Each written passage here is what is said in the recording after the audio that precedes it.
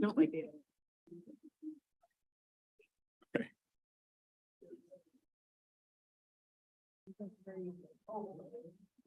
I did 68. They're the first village board minute in 68. I already talked about it.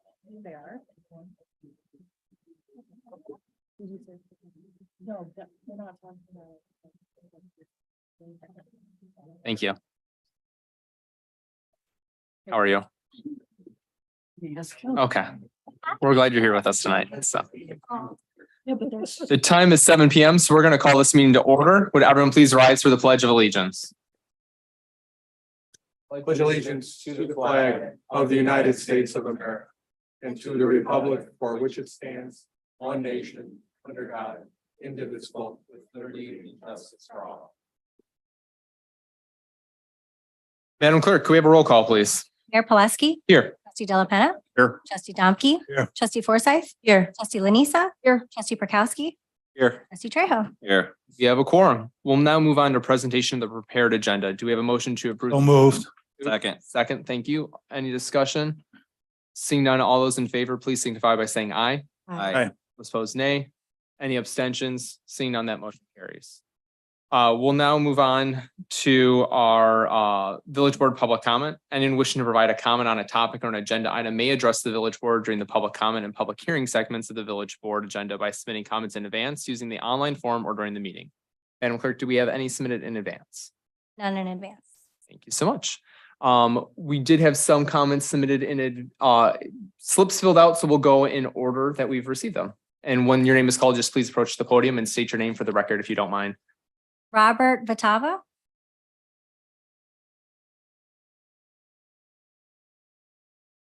Hello, my name is Robert Votava. Thank you for giving me the opportunity to speak. My wife and I are homeowners in Roselle.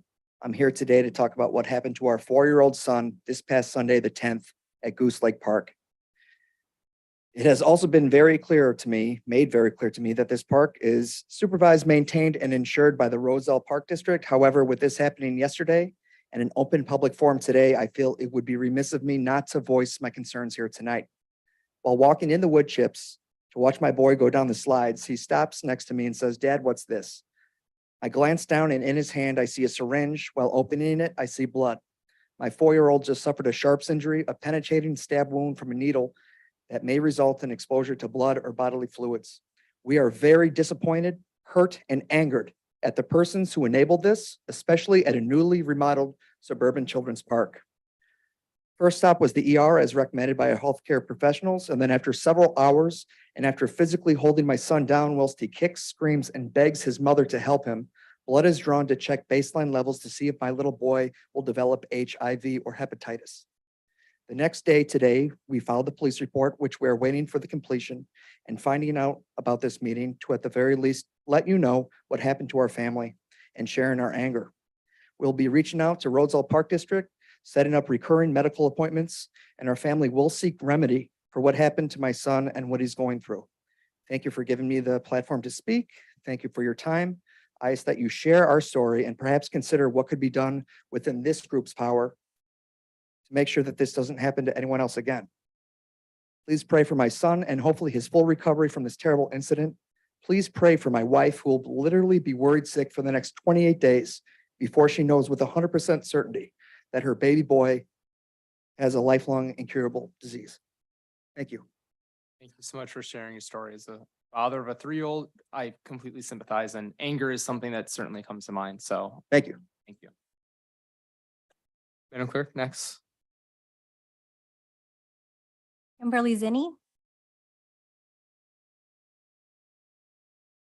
Hey, I'm Kimberly Zinni. My comment was in regard to the Trinity redevelopment. And it's more of like questions, I guess, so I hope that's appropriate. We probably won't address them right now, but feel free to all of our presenters that will be doing that item are in the audience. So it will and anything we don't get to, we'll make sure to circle back to. Okay, perfect. So some questions that I had is, what percentage of the units will specifically be allocated for low income residents? And does this depend on the developer, or how will this be decided? Because I know there were some differences in their proposals. And then Other than today, are there additional opportunities to have our opinions as residents heard? Can we submit comments aside from this meeting about the proposals prior to one developer being chosen? Well, I can answer the second one for you. So I would say we're on a very long journey here, and the fact that we're having this meeting in an open setting this early is probably a little bit atypical to the process. So I think we have a lot of opportunity for public engagement and comments. We're here to just hear the qualifications from our developers that had submitted. And my hope is tonight the board will at least narrow it down to 2. But every step of the way, from the final selection to reviewing a plan, approving a plan, there will be a number of public hearings before we get to anything that's final and decided. And I think, part of this is we want to make sure the neighborhood was well informed and educated early on, so that way we can incorporate your feedback and your questions throughout this entire process from start to finish. So I think we have a lot of open questions still, but I think that to answer your last one, there will be a number of opportunities throughout this year, and I would imagine early next year, to voice your opinion on the project.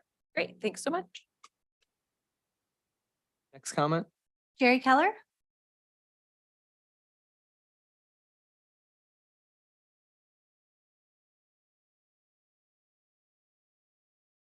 Keller. I live at 206 North Prospect Street in Roselle. We came home Friday night and I had this. It is Roselle, it's a notice of construction. And it's informing us that the other side, I'm on the west side, that the east side, during this next 2 weeks, there will be concrete sidewalks imposed and the blacktop taken up. And then I called today, and I guess my side of the street is for next year. Now, I know my neighbor, Josh, I can't think of his name now, my mind is gone, mentioned something about it to me when we were out in the yard. And I thought he says next year. So I thought I had time. I've had a very bad year being ill, and my husband's ill. First of all, I want to make a complaint. This is not an official notice taped on a garage door. Second thing is, years ago, well, first of all, I called the village today and I tried to get in touch with Matthew Rasmussen. And I got obviously his assistant. It was a nice young woman. I'm assuming she was young. And she said, I told her that back in the late 60s or early 70s, that I was before this board, my whole neighborhood, we took the village of Roselle to court to fight concrete sidewalks, because we live in an area where there's, in fact, right across the street from me, there's 250 beautiful oak trees. Now, it's not going to affect my oak tree that much, but it is going to affect that. And I do want to take notice that this is not enough notice for people to prepare. I was told that there was no such thing, that nobody, well, first of all, she said, we can't find anything like that. Now, that indicates that they did know about it. Otherwise, she wouldn't have said, we can't find it, we've looked. And she acted to me at the beginning of the conversation that never happened. Didn't know about it. So I am very willing to go to the county, the courthouse in DuPage, to get a copy of that. And it said, it was all of Town Acres. And the ordinances read so ridiculous, because I don't know if you're familiar with Town Acres. It was developed way back in the early 50s. And the terrain is up and down and in and out. And the way the village proposed to put sidewalks where they had everywhere else, it was going to be a horrible experience. It was going to ruin people's garages, driveways already. We've got retaining walls.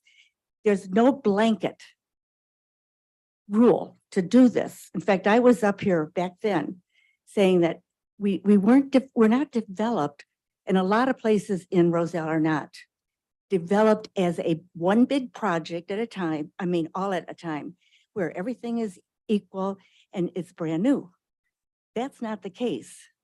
In fact, there was a house over in Pinecroft, I think it was, who actually had, because of the ordinance saying the sidewalk had to be so many inches above the crown of the road, he actually had to redig his foundation. That's only one example of his Just 1 minute. garage. Just 1 more minute. Just 1 more minute. Oh, I'm sorry. Am I going too fast for you? No, you're fine. You have 1 more minute for your comment. Oh, is that all? Okay, my sidewalk is not supposed to be done until next year, so I'm really upset about that. But those oak trees are precious, and the woman I talked to, she said, well, the contractor says it won't damage oak trees. Well, that's not true. We've seen them damaged because those trees are like 8 inches from the sidewalk. And I said, well, is he an arborist? And she said, well, he's a contractor. And I said, well, of course, he's going to say nothing could go wrong because he's going to put in the concrete sidewalks. So I guess I'm officially, unofficially protesting, but I think this is sad that those of us that are affected by this are told by a notice on our garage. So I'm very willing to prove, in fact, in the audience is Tony Bonavolanta, and he was on the village board when we did this, and we're good friends, but we were fighting like crazy because he was on one side and I was on the other. We won. That's all I can say. Thank you.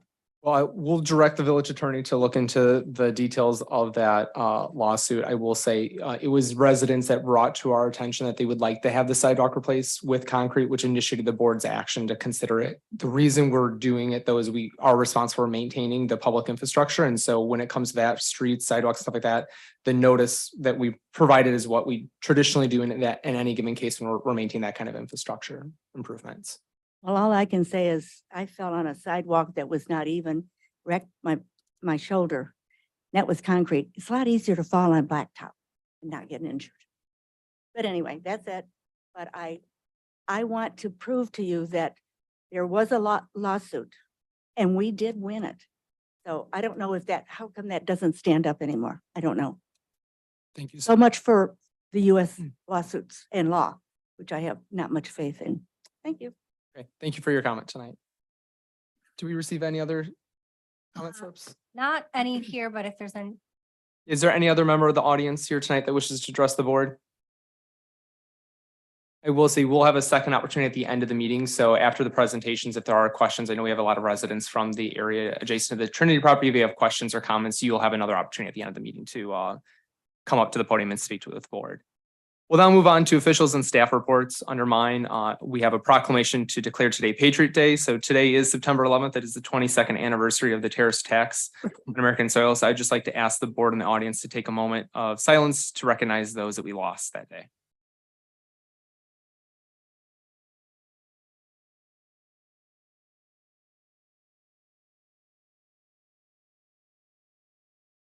Thank you. Other than that, I know we had a really successful Roselle Recycles Day on Saturday. So I want to thank Green Roselle as well as our village police department and other volunteers that helped make that day happen. So I saw a lot of good things getting diverted from the landfills. I know we took the opportunity to clean out our basement and garage. So I think that was a good way to get into the cooler weather of fall. As a reminder, we have our open house for the first time coming back since COVID on this Sunday, the 17th. So join us here at the municipal campus to see fire trucks, police cars, public works vehicles, and all sorts of other new technology and demonstrations to see what our first responders are doing to help keep our community safe. And we also have Founders Fest coming around the corner. So before you know it, that will be coming up October 7th. So keep that in mind as we quickly move through September here, which is kind of hard to believe. With that being the case, that's all I have under my report. Are there any village trustees that have a report tonight? Tom. On behalf of Flags Roselle, I just want to thank everybody who is a subscriber for their patience and understanding. We don't deploy them during inclement weather because the logistics of it is quite difficult. So for those of you who woke up and didn't see your flag, sorry, it will be there on Veterans Day. And thank you again for being a subscriber. And that is all, Mayor Plesky. Any other trustees have a report tonight? Seeing none, village clerk. I just want to echo your comments. Thanks to Green Roselle, the staff at the Village of Roselle and the Village the Roselle Police Department for Roselle Recycles this past weekend. I'm so sorry that I had to miss it, but I know that there was great volunteers on both sides and a lot of residents that showed up. So thank you for that. Also, tonight is the very last night that you can purchase tickets for the Rotary Club of Bloomingdale Roselle's Casino Night. It is this Friday, September 15th at 5:30. It's going to benefit Kids Against Hunger. Music, games, raffles. Tickets can be purchased online. Thank you so much. Village Attorney. Village Administrator. We'll move on to unfinished business. The first thing is the consent agenda. All things listed on the consent agenda are considered to be routine, procedural, informational, self-explanatory, or non-controversial in nature and will be enacted in one motion. There'll be no discussion of these items. Tonight, we have presentation approval of the village board minutes of August 14th, 2023 and August 28th, 2023. Adopted resolution approving and authorizing the execution of an agreement by and between the Village Roselle and Sikich LLP. Adopt a resolution approving and authorizing the execution of agreement by and between the Village Roselle and Garland DBS Incorporated Joint Purchasing Cooperative. And adopting a resolution approving and authorizing the mayor to execute an agreement for the wastewater SCADA master plan between the Village Roselle and Concentric Integration LLC in the amount of $51,800. Is there a second? A motion to approve? So moved. Is there a second? I'll second. Madam Clerk, we have a roll call, please. Trustee Trejo. Aye. Trustee Domke. Trustee Della Penna. Aye. Trustee Forsythe. Aye. Trustee Lanisa. Aye. Trustee Burkowski. Aye. That motion carries. We'll now move on to our regular agenda. We have nothing under community development, administration, fire, police, or public works tonight, but finance, there's always something to do. Trustee Thank you, Delfena. Mr. Mayor, I'd like to make a motion to approve the accounts payable list for September 11th, 2023 in the amount of $918,903.47. Second. Thank you so much. Is there any discussion? Seeing none, could we have a roll call, please? Trustee Della Penna. Aye. Trustee Trejo. Aye. Trustee Domke. Aye. Trustee Forsythe. Aye. Trustee Lanisa. Aye. Trustee Burkowski. Aye. That motion carries. We'll now move on to new business. I think this one has a few people in the audience for us today. Receive a presentation from the Illinois Housing and Development Authority regarding and the 233 East Maple Avenue RFQ applicants. To start us off, we'll have Community Development Manager Karen Bricks open us up. Hi, everyone. So in your packets tonight is a brief summary of the 4 RFQ responses we received for the 233 East Maple RFQ that we published earlier this summer. First, we're going to have Kristen Faust, who's here tonight from the Illinois Housing Development Authority. She's the executive director. She's going to give kind of a base overview of what affordable housing looks like in Illinois, the processes that developers have to go through, kind of so we're all on the same general understanding. And then we've asked each of the developers who submitted for the RFQ to make a brief presentation about their history, background, and the plans that they have submitted for the site, which are super draft, nothing formalized yet. They're kind of just concept ideas. So the 4 are Alden Foundation, Gorman, the Michael Development Corporation, and Northmark Homes. So we'll receive presentations from those 4. And then staff is just asking for some direction on perhaps which developers to further engage with, what type of housing specifically we're working for. Is it workforce? Is it senior affordable? Is it family affordable housing? And any kind of site design that you guys like and would like to see more details on, kind of providing us that feedback so then we can work with the developers to bring something forth in the future. So with that, I'll hand it over to Kristen.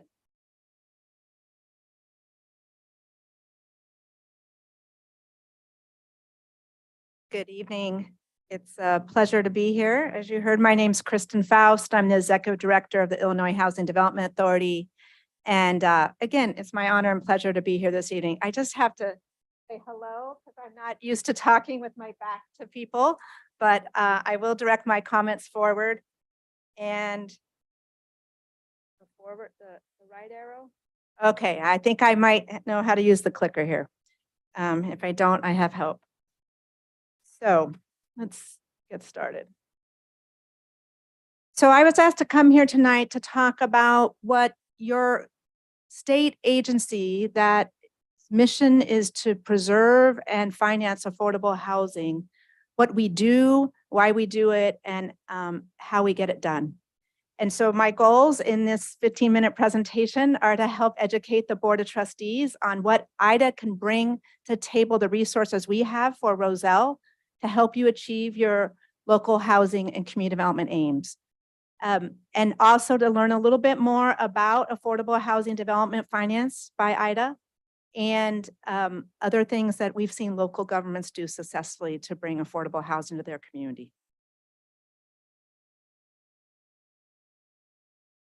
First, a moment about IDA.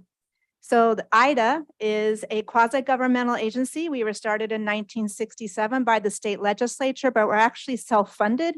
We earn our own revenues. And our mission, as I said, is to finance the creation and preservation of affordable housing throughout Illinois.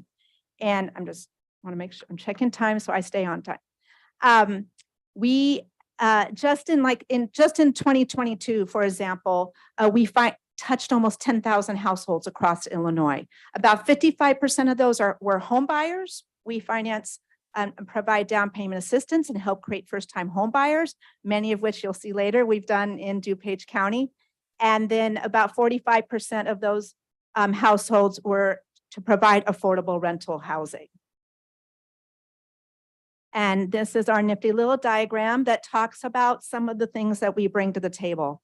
So at the top circle is about the fact that we help provide financing to build an apartment building like you might be thinking of today, or apartments, or some kind of rental housing, because I don't know what your design is. But, and we'll talk about that, how we do that.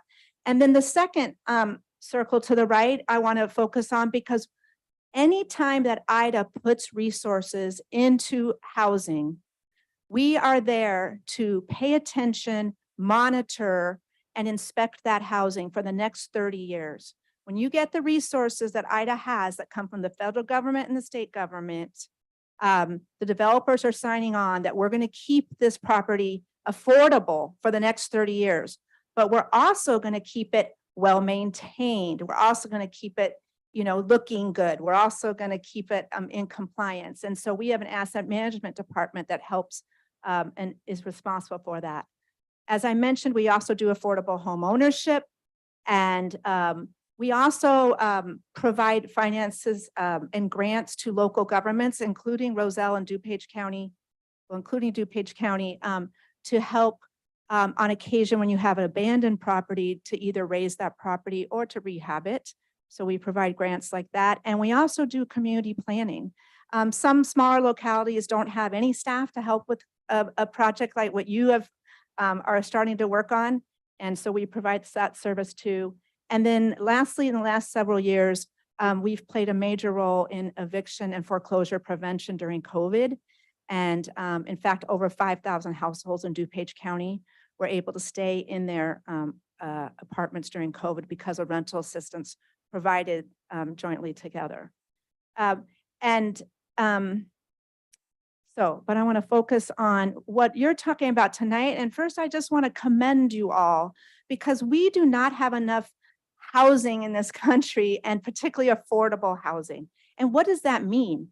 We all want affordable housing. Their definition is that you don't pay more than 30% of your income for your housing. And so all of us want affordable housing, whether we earn $100,000 a year or $25,000 a year. You set up your budget, and kind of how things are organized around the finances, whether you're buying a house or you're paying rent, is you don't want to spend more than 30% of your income for your housing payment. And so you're going to see that that's our definition of affordable housing. And then we do put some income limits on it, and that if you are earning $150,000 a year, we're not really going to help finance that housing, because the private market does that. But when you start getting to income levels of $70,000, $60,000, $50,000, $40,000, $30,000, $20,000 a year for households, they have a much harder time finding a place to rent that is just 30% of their income. So what we do is we have grants, we have loans, and we have something called tax credits that we are able to bring to the table and work with the developer and to help get the development built. And you're going to see pictures throughout this presentation that are pictures of actual buildings that we've helped finance in DuPage County that are affordable housing. And so a second point I'd like to make is that the affordable housing of today is very different than the affordable housing of 25 years ago and 30 years ago and 40 years ago, when the government used to finance the whole building. And then that was public housing. And there still is public housing out there, and there still is some good and well-run public housing out there. But that's not the way we build affordable housing anymore. We know that we want to have quality construction. We want to have strong developers that take care of their property over the long term. And we've learned that if you build with private sector capital and government capital and the support of the community together, you get a strong product, a strong building, a strong asset in your community that doesn't just look good the day it opens or the day it leases up, but still looks good 5 years, 10 years, 15 years, 20 years later. And time and time again, and I can take you all over the state and show you building after building where indeed the development has become a strong asset into the community. And I will just mention, we do have over 100,000 apartments in our portfolio and almost 2,000 buildings. A quick primer, and you all will get this deck, and so you don't have to learn everything here tonight, and I'm going to go fast. But affordable housing, as I mentioned, is where you don't pay more than 30% of your income for your rent. And area median income, we use that a lot. That's the midpoint of a region's income, like half the families earn over that and half under. And usually where the governmental support that we bring comes in is for families around 80% of the median, but actually with tax credits down to 60% of the median. And I'll show you what your numbers are in a minute. Low-income housing tax credit is a federal tool that we administer at IDA, and it allows the project to get built. Qualified allocation plan is the policy document that IDA publishes that basically tells the developers, if you want to have a chance at getting that low-income housing tax credit, because it's a scarce resource and it's highly competitive, you need to build a building that looks like this. And the QAP is a long document that has a lot of requirements in it to get to quality. And permanent supportive housing, that's a phrase that you might hear. That's for tenants, populations that might need special services, where it's not just an apartment building, but it also might have social services, maybe for veterans or maybe for the developmentally disabled. But if you hear PSH or permanent supportive housing, that's what that is. And then hard costs in real estate, and I don't know if we have any real estate developers on this board, but hard costs are what you call going into the actual construction of the building, and the soft costs are the interest and the paying the lawyers and those kinds of fees. This is Thomas Place Senior Apartments in Glendale Heights. And so we bring a slew of different resources from the federal government and from the state government to invest into the projects. And that's a list of the different resources we bring. And I mentioned that the low-income housing tax credit is a key resource. It's very sought after. We take applications once a year. And those bar graphs are, the red is how many different buildings applied, development projects applied, and then the blue is how many get it. So you can see we're oversubscribed usually at least 2 to 1, which again allows us to pick, the very strongest of projects. This is our application process, which I know you have developers in the audience tonight. They're very familiar with our application process, I think. But I just want you, everyone here, to know that the developers will come and talk to us about what they're wanting to do. And we look and want to understand what the local government says and the community says. And then we give initial feedback. And then when they put together a full application for IDA for low-income housing tax credits probably cost the developer somewhere between $50,000 and $100,000 to put together, believe it or not. I mean, this is why they're real estate developers. They take some risk because there is no guarantee that that project will get funded. And then we review it, and then if we approve it, there'll be a closing and then construction monitoring. This is a project in Round Lake Beach that we've done, Oak Hill, and these are our timelines for this coming year. As I mentioned, we take the LIHTC, that's low-income housing tax credit. You might hear LIHTC. We take those applications once a year. This year, the full application will be due in March of 2024, and we'll announce awards at our board meeting in July of 2024. And so then if a development isn't ready to, apply by the preliminary time is December 8th, and perhaps this site will likely not be ready, we usually follow around that timeline. So next year's timeline, you might be thinking about. So I wanted to share that with you. Development process. At the bottom of this chart, you're going to see years. So from the time the development, the project, the conception of it, you all had this idea, right? You're listening to the community, you know there's a need for housing. And so you access this site, and then you put out the RFQ. So developing the project concept, applying for funding once you pick the developer, putting all that together, and then getting to the point where everyone's agreed this is what we want and it gets built and closed. That can take 3 to 5 years. And you're already started that timeline, right? But that's can be a long process. That's why you'll see in the development, there'll be a developer fee. And they will tell you that that's part of what they're getting paid for. Construction and monitoring, it usually takes about 12 to 18 months to build, a 60 unit property or something like that. I don't know, 40, 80, whatever. And then there's a lease up period. And as I mentioned, if our funds are involved, it's going to be affordable for 30 years.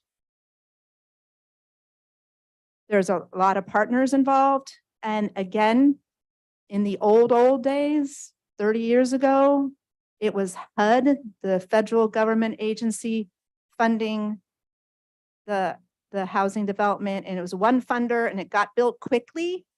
But it turned out that there were problems sometimes with the long-term maintenance and management of those developments.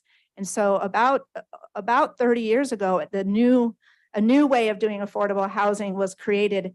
And that's when the low-income housing tax credit came, and that's when the banks got involved, and that's when then the public dollars came in as well. And you put it together. It takes a little longer because there's more partners. And there's a little more soft costs, if I'm quite honest with you, because there's a few more lawyers, because every one of those partners has lawyers and accountants. But it has resulted in, we have a 30-year track record of showing beautiful developments, providing quality housing to modest income people across the state. And I'm going to show you this really quick. Went a little too fast, sorry. Are there any real estate developers Real estate owners. Okay, real estate owners. Okay. Well, you might, on the left, let me just say quickly, you might be, if you ever went out and built a 6-unit apartment building, you went to the bank and you got a mortgage for the blue part, the 70%. You got a mortgage, and the bank said, if you can come up with 30% of your costs, your equity, we'll give you a mortgage for the other 70%. And it was your equity and maybe your friends and family's equity. And then, and then you got a loan from the bank and you got that building built and then leased it up. And there you have a real estate asset. But in affordable housing, because the rents are kept low, right? Because we want working people and people of modest incomes or people on fixed incomes or retired people or, to be able to afford the rent, that you can't get that much of a mortgage from the bank. So on the right-hand column, you see the blue is the bank, you only can get like 20% of your financing from the bank.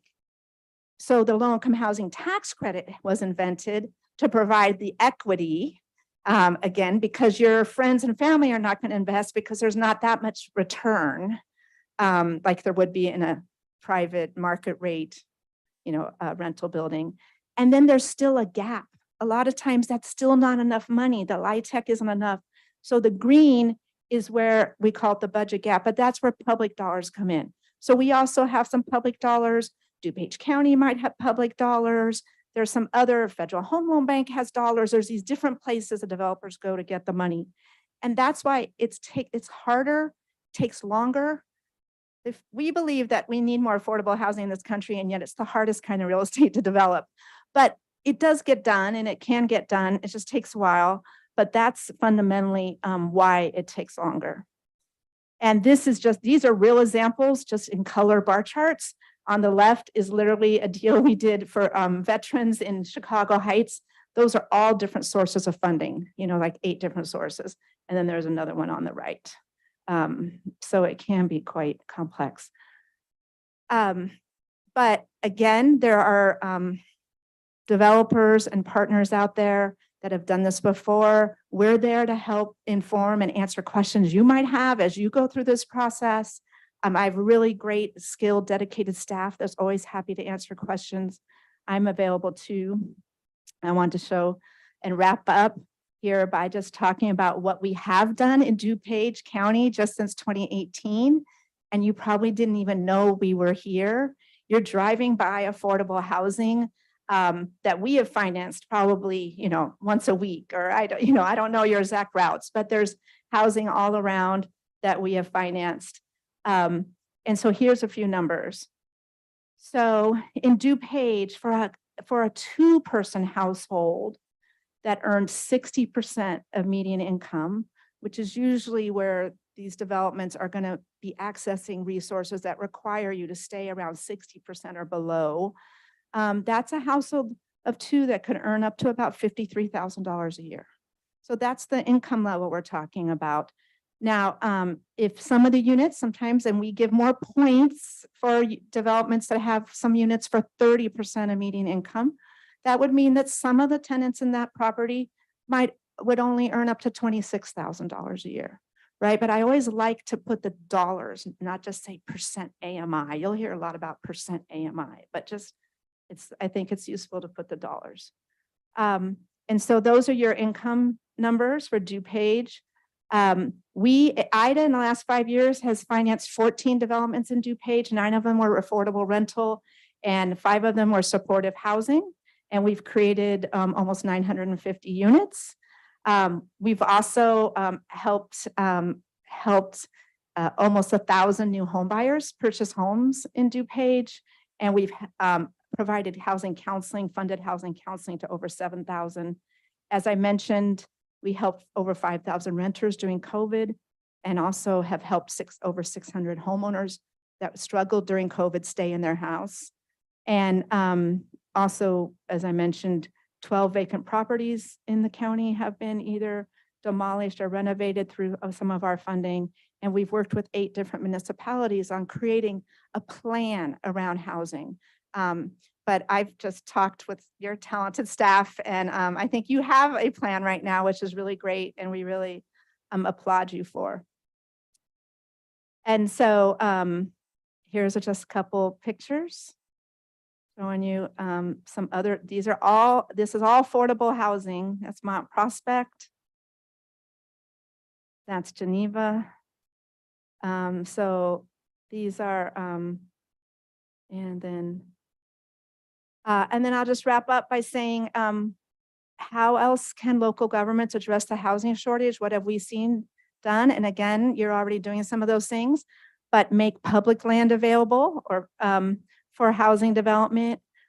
Some communities, not all communities, have been open to increasing density ratios, right? To putting a few more units on a site than they might be used to normally, because that can make it more affordable.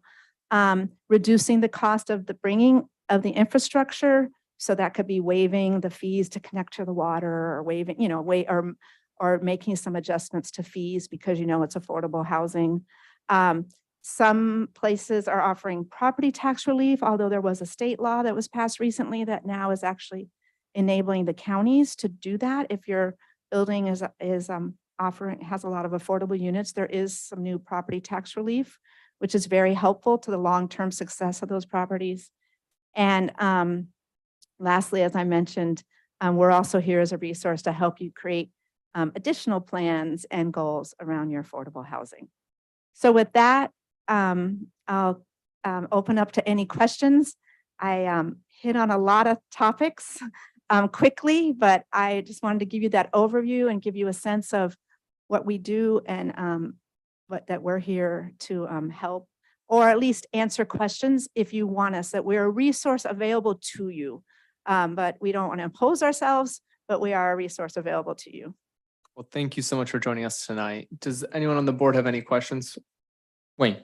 So is your enthusiasm for loan assistance, is it still powerful if we call this just senior affordable living and not affordable living? If we restrict it to seniors only, are we still in the game for loan assistance? Yes, so every year we do, when we award those low-income housing tax credits, there are always multiple developments that are seniors. So we do seniors and what we call family. So we do both, and we see a need for both around the region.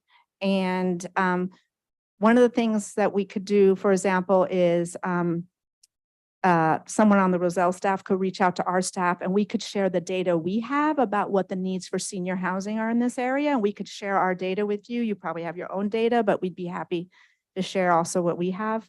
And because you definitely want to build, something that's going to be rented up. But usually if it's affordable, no matter what it is, it rents up. And in general, in Illinois, we have an increasing need for senior housing. Absolutely. Yes. Other questions on the board? All right, well, thank you so much for joining us. I understand the presentation is probably go on, so feel free to excuse yourself if you rather. And Thank I you. also would like just to recognize our District 1 DuPage County Board member, Sam Tornatore, who joined us tonight, who's also with the Economic Development Committee, chair of that, I believe, and president of the DuPage County Housing Authority. And Mayor Pileski, may I also acknowledge that Sam Tornatore is also a board member of the Illinois Housing Development Authority. And I was really honored to have him join me here tonight. Thank you. Thank you so much. We'll move into the presentations from our applicants, and I think we're going to do this in alphabetical order, so that would makes it easy for me. We'll start with Alden Foundation. So. Good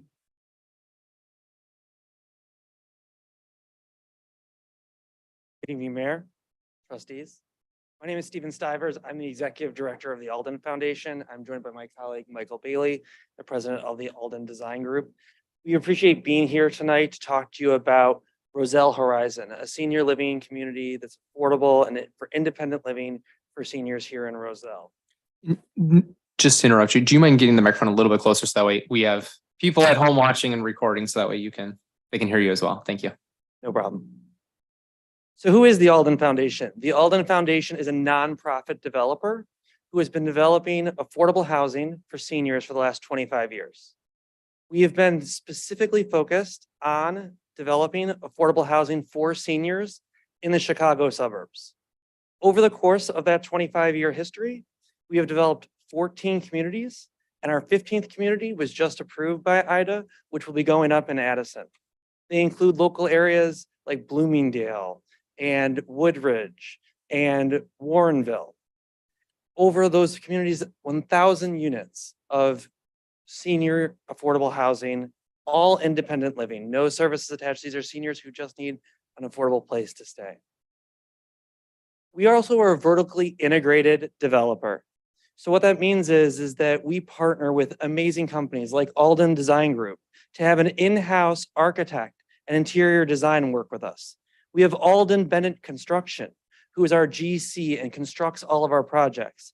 We have Alden Realty Services, who provides property management. All of these companies are local companies to the Chicagoland area who have been our tried and true partners from the day that we broke ground 25 years ago on our first property through the 1,000 affordable units that we've contributed to this community. These are just some examples of what affordable housing looks like in the communities that we have partnered with. Truly looking at building, again, high quality affordable housing. If you walk into any of our communities, I can promise you that the last thing you're going to think is the word affordable when you walk through them. These as well will show you some of our examples of New Lenox or Warrenville, where we make sure that not only the outside of the building, but the inside of the building is the highest quality. So who are the residents that actually live in these communities? If Roselle Horizon was to come to your village, well, when we look at all of our communities, the average age of a resident in our communities is 77 years old. Their average income is just around $27,000. They're typically bringing in Social Security and maybe some other form of income, but extremely limited. 80% of our residents are women, and 90% of our residents are single occupancy. Often, unfortunately, they're dealing with the passing of a partner or family members and are now living alone and needing to find affordable housing. And on average, our tenants stay with us for at least 5 years.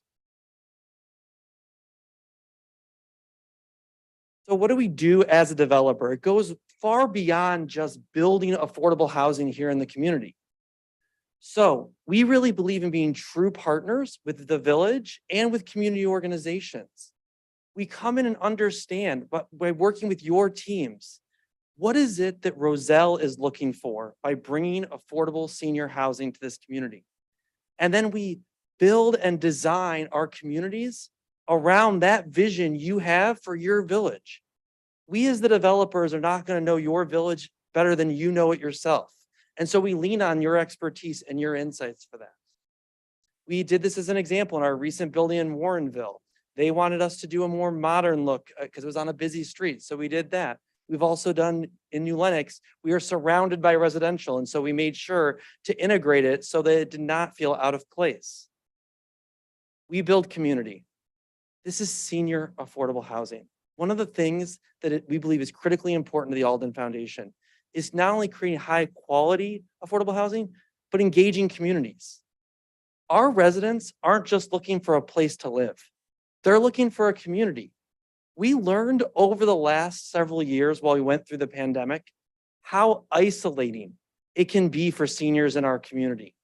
And so we create engaging communities where people feel like they're truly part of a village there. Whether that's me going and recently visiting one of our properties where a group of our residents just got done doing Wii bowling and then having lunch together, or whether it's forming a walking group to go walk around the neighborhood. There is that sense, and that's why we typically, you'll see us, we build single buildings, because that ability to intersect with your floor mates, with the people in your community is critically important. We have found that when we separate those buildings, it can further that isolation. We're focused on seniors. We are not a developer who develops for any population other than seniors. The people we serve are the seniors here in the Chicago suburbs. We believe in excellence in design. An interior designer looks at every single aspect of a project, from the interior of our tenant units to the community rooms to the lobbies. We also don't believe in a cookie cutter approach. I promise you will not walk into a single one of our 15 communities and it will look anything like the other 14. We believe that your village is unique and our community should be unique as well. And last of all is building supportive services. We want to make sure that we are connecting our residents with the existing providers in the community who know how to deliver the services necessary for our seniors. The seniors who reside in these places are living independently, but that does not mean that they would not benefit from engaging in the community partners that exist. These are some examples of what you can expect from a Horizon community. Game rooms with pool tables, card games, puzzles, movie theaters, and lobbies. Again, we want to make sure that you feel like as a resident, when you're coming home to a place that feels more like a hotel sometimes than it does affordable housing that you might have traditionally thought. Libraries where people sit and do book clubs and book groups to talk about the recent books they've read. Again, exercise rooms to promote health and well-being. This is our initial concept for what Roselle Horizon would look like on the site. A 55-unit building, 85% of those units would be one bedroom, again, based off what we see from our own communities. And then 15% of those would be 2 bedrooms. We would be targeting residents who are 62 and above. Again, I mentioned that our residents tend to skew older, but anyone 62 and above is welcome. We also know that the need for affordable housing here in DuPage County is abundant. And so we plan on having units dedicated to people who are 30% of area median income. That's making $23,000 a year or less. Those are people who are barely getting by on Social Security. Units that are dedicated to 40% and 60% of area median income. Again, our community, the vision we have for this Roselle Horizon property has community rooms, game rooms, exercise rooms, outdoor spaces, patios and pavilions to really create that true community environment for the seniors. We also know that sustainability is incredibly important. And so this building will be an all-electric Enterprise Green Plus certified building. Starting with our Addison project, all of the Horizon properties going forward will be all electric. And we believe that it's important to contribute to the environment as well. Financing ability. So I won't get too much into the financing, but the source of the funding would be the 9% LIHTC deal that you heard earlier. Tax incremental financing due to this being in a TIF district. Soft gap funds from IDA, home funds, ComEd energy efficiency program, and some traditional debt. One thing that I will highlight on the home funds front is that the Alden Foundation has a strong relationship with DuPage County, as can be seen by their commitment to invest resources in our projects in Addison that was just approved and Warrenville before that, as well as Bloomingdale. We have worked with TIFs before, so we are just at the end of a TIF period for our Shorewood property. And so operating in a TIF district like this property would be in is something that we're very familiar with. You cannot build community without community. And so we believe stakeholder engagement is critical.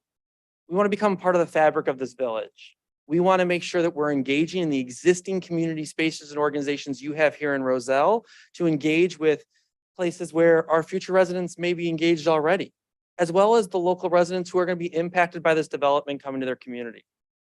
We also are not the developers who are looking to come here and do a lot of stakeholder engagement right at the beginning, and then you never see us or hear from us again. We have never sold a property as a developer. We are in this for the long haul. We are never planning to sell our properties. We believe that investments in the affordable housing community are critical. And so we are going to be a stakeholder with you for the long haul and make sure we're representing our tenants in the community. We want to build strong relationships with the village and create a community awareness. Go where people are and make sure they understand what we're doing, why we're doing it, and why we believe it's important. So lastly, and again, thank you so much for your time. This is what you all have talked about possibly doing with this land on Maple. This is who we are. This is why nearly 30 years ago, the Alden Foundation was created, was because the Alden Network, who provides memory care, rehab, and assisted living, recognized that so many people who ended up in those places could have benefited from having affordable housing, and there just wasn't enough. This is what we do. We are entirely focused on the development of senior affordable housing. And as you heard earlier about the need, go 2 miles down the street to Bloomingdale Horizon, where we have a community.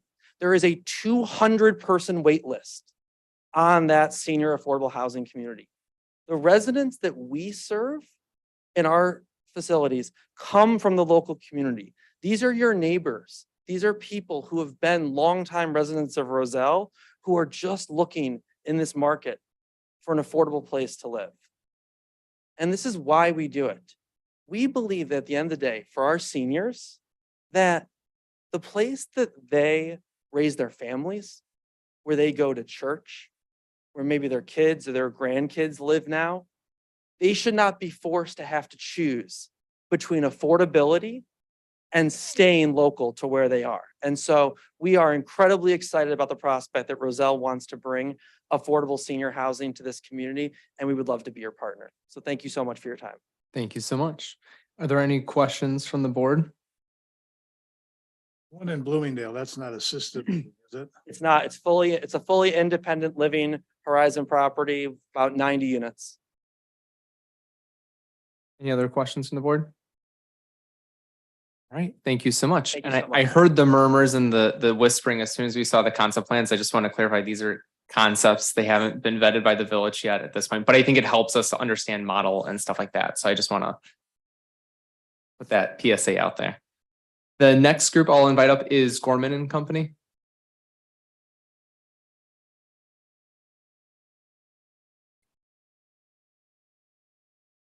Thank you for having us this evening. My name is Ron Kluwer. I serve as the Illinois Market President for Gorman. Taking a little bit different approach to our presentation tonight. I know within your packets, you have much of the information about what our proposal is, or all of the information, I should say. So my work is not to duplicate it, but rather add value to it. And I would encourage you, should anybody at the village who lives in the village desire access to our proposal, please release it. We absolutely keep everything we do transparent. So they may not see everything you see because you have access to the, proposal, but we encourage you to share it. And those of you in the audience, it's in our agenda packet online today. So if you would like to look at it, you can just go to our website, roselle.il.us, go to agendas and open up today's packet and open up the agenda item. Thank you very much. So I'm also not one to read the slides to you. You have them. I like to hit on key points. So Gorman and Company has been around since 1984. We pride ourselves on both our core purpose and our core values. And I think probably the one here is we create and protect reputation at all costs. So we aim to serve the village and the residents of Roselle, and we will do whatever we can to absolutely be the best neighbor possible. So we work together. We are also fully integrated, as you heard from the last presenter, meaning that we have full development services, design services through architecture. We also have in-house general contracting and property and asset management. Should this have been a redevelopment with people in it, we also have relocation. So we understand what it takes to serve particularly a senior population, but I'm also going to bend your mind maybe a little bit different way than just simply senior, and that will come here in a moment. So as I said, we've been around since 1984. We do have more than 500 members on our team. About 40 of those are architects. And so we were able to be very flexible and have the capacity enough to come in, work alongside you all. As you heard, and probably will continue to hear from others tonight, the focus on community involvement is key. It starts with all you guys and developing the relationship with you and what your team's looking to accomplish here in Roselle. So we can bring plenty of examples. We've done more than 140 properties. We have an additional 21 under construction right now, more than $2 billion worth of real estate, but we are not so large that we cannot do a 50, 60 unit development in Roselle and be your community partner. That's the piece we pride ourselves on. So with that, we want to make sure that that is a piece that's understood. And so I was able to meet your team here about a week and a half ago. We did have all these folks on the phone with us. And we had, unfortunately, 2 folks who have sick children, one person who has COVID and another who is taking his daughter to school tomorrow. And so they're up in Minneapolis and was unable to attend this evening. However, each of these members brings significant experience. All of them will be part of all of our design sessions with you and with the community. And we will work to design a project, a development that is a home for the folks who choose to live with us. Because one thing I want us all to understand is even in the world of affordable housing, folks still have the ability to choose to live with us. So we want to create the best development that represents the village in its efforts to achieve affordable housing, but also create a development with you that when people drive by it, they'll say, geez, I would love to live there, and then realize it's income restricted and perhaps they can't. We believe that's the best possible asset you can have in your community, is one that truly represents high design standards and high building quality. So these are an example of some of the developments in Illinois. As I said, we have more than 140 in 12 different states at this point. 21 more under construction. 2 of those in the city of Chicago, one of them in Belvidere, Illinois. The Belvidere, Illinois is another senior project for us. The one in the upper left is senior. The one in the middle lower is senior. And then the one above it was also a senior focus in Moline. So we do pride ourselves on being able to provide significant community support for the residents who choose to live with us. It would be our resident services person alongside a local nonprofit we choose to partner with. And so we don't just go out and solicit nonprofits aimlessly. We look for nonprofits in the community that we know are going to be embedded in the community, having a longstanding history in the community, serve the resident base we are working to serve collectively, and then also will become a part of the development. We want to make sure that they have an interest in the development, so we have a long-term marriage because we're in it for the long haul as well. We'll stay in it for the full 15-year compliance period, and then our goal, hopefully at the end, is the nonprofit will take it out, or together we'll do what's called re-syndicate it, which means we renovate it and put it through a whole new cycle. So by this, you will notice that none of those developments look the same. And here too, we will have a development, should we be chosen, that represents the neighborhood. So we've already done an architectural survey of the neighborhood. We understand the common architectural features of the neighborhood. And we also understand, and we'll look at this here in a moment, I'm not going to show you a design of a building tonight because I think that becomes troublesome, as you heard the oohs and ahs. People will look at that later and said, but you said it was going to look like this, even though I said this is a concept. So you have concepts in your drawing, in your packet, of 2 potential developments that could be for the lot. A single building, as you heard, or perhaps cottage style. We do prefer the single building for the same reason you heard. If we're focused on seniors, we want to make sure they're not isolated. We want to make sure that they're working together and building community within community. And that's our role to do within the building. So our commitments is fiscal responsibility. We've never bankrupted a project. We have lived up to every obligation we've ever made. Longevity, we've never sold our interest in a project either. Compliance, we're here for the full period, but we also have internal compliance. And I think that's important. You heard Ms. Faust say that there's a lot of, regulatory background that comes with the LIHTC deal.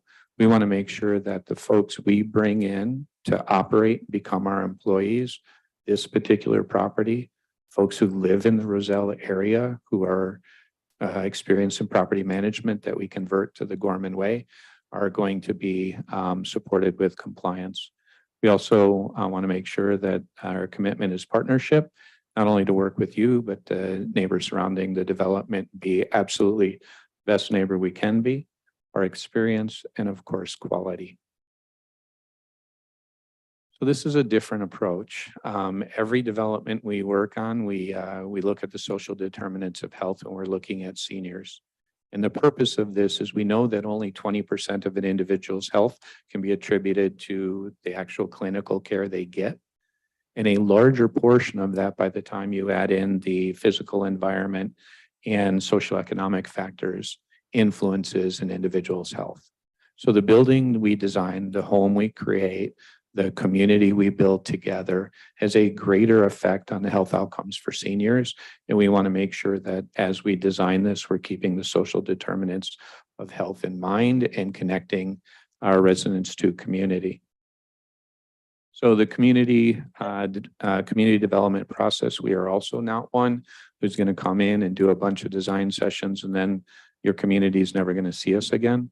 We will put a resident council board in seat, so the residents have a say in the operations of the development.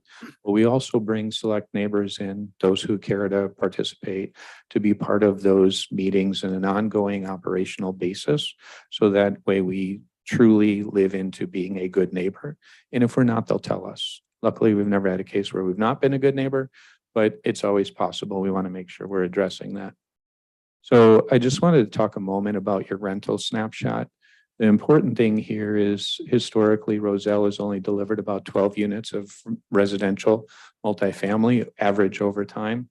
In the last 8 quarters or 2 years, it's been 0. You do have Metro 19 coming on board, which is a market rate project and not affordable, and that's 293 units. And there's nothing proposed, at least from what we can tell, over the next 8 quarters other than perhaps this project. So the current rent rates here shown include the Metro rents because they will elevate your rent prices in the community. And then you'll also see the rates down below. The orange line is the rent comparables here in Roselle, and then the green is North DuPage County. So this is important, not in the sense of affordable rents, because we're going to fix those based on the pricing, but it is important in the fact that it can show how far out of reach rent is for somebody, a senior who's living on Social Security, to be able to pay rent like this.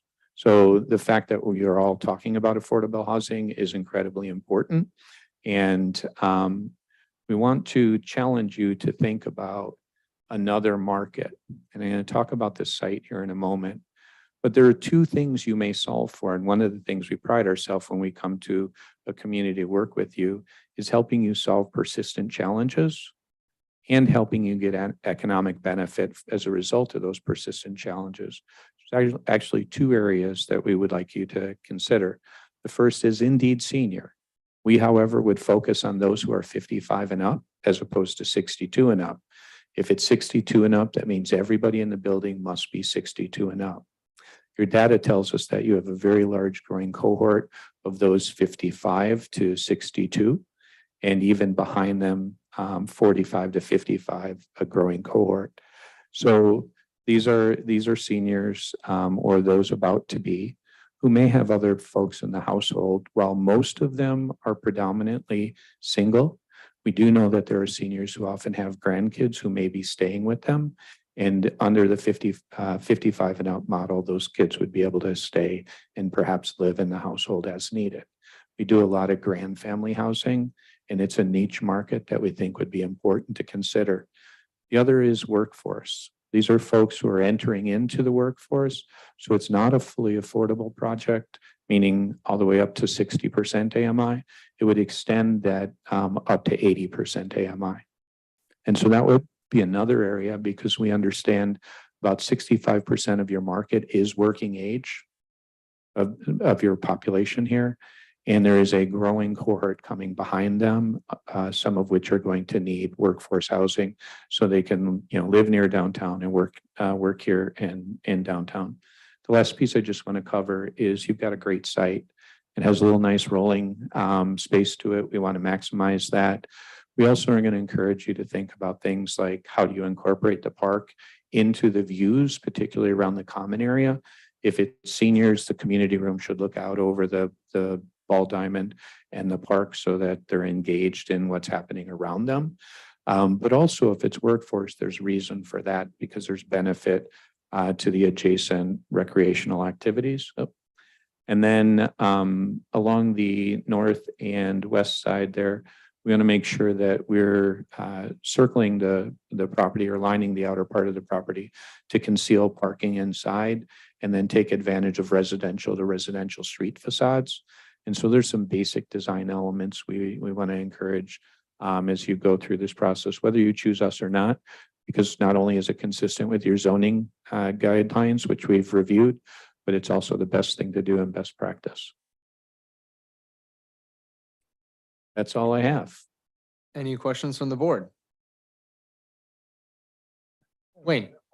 So you are like the landlord for 15 years? Is that how it works? We are. We don't let anybody else operate our properties because of the compliance factor. One of the things that Ms. Faust may not have mentioned, but in this particular case, let's say we do build a single building.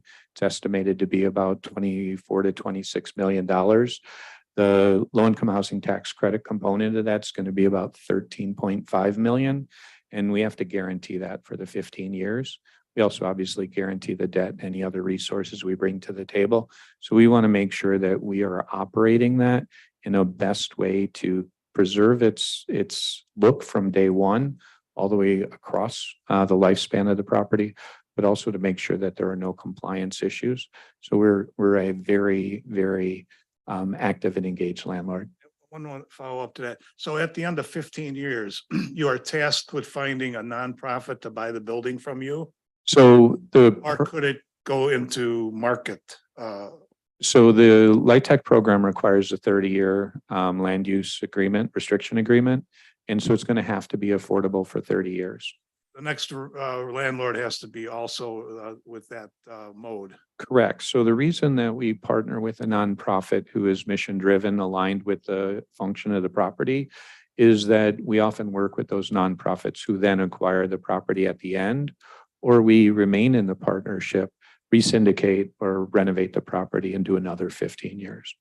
So yeah, we want to be partners with that group for 15 years. If they wind up taking us out at the very end, they have a full understanding of the operations. Oftentimes we stay on as property manager for them so we can keep the continuity.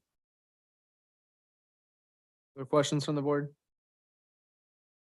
So I just wanted to tease out, and I think this is why we did requests for qualifications, because I think we're trying to make sure that we're making the right decision for our community instead of going out to a proposal with kind of what we want to see happen right away. For the workforce housing, just to make sure I understood that correctly, you'd be targeting at least having rents up to 80% of the market median. Is that fair to Correct. say? So a little bit higher than some of the other rates, 30, 50, and 60, or I might be messing up the numbers a little bit, but a little bit higher than the traditional numbers, correct? Correct. Oh, go ahead, sorry. I was just going to say that, and the rationale for that is to really look at the competing population profiles you have here in Roselle.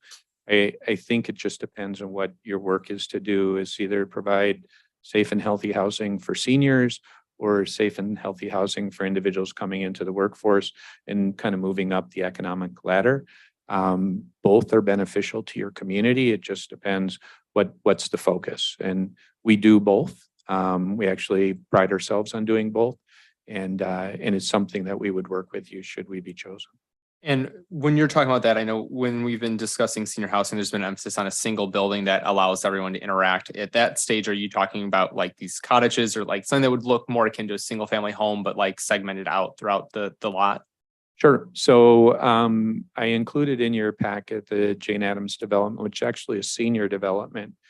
We worked very closely with the neighborhood. It happened to be a historic neighborhood, and so it was a little bit problematic for a traditional senior development, in the sense that we couldn't put all seniors in one building. And so you will find in the photos you have an anchor building, which has in it, all 1-bedroom units.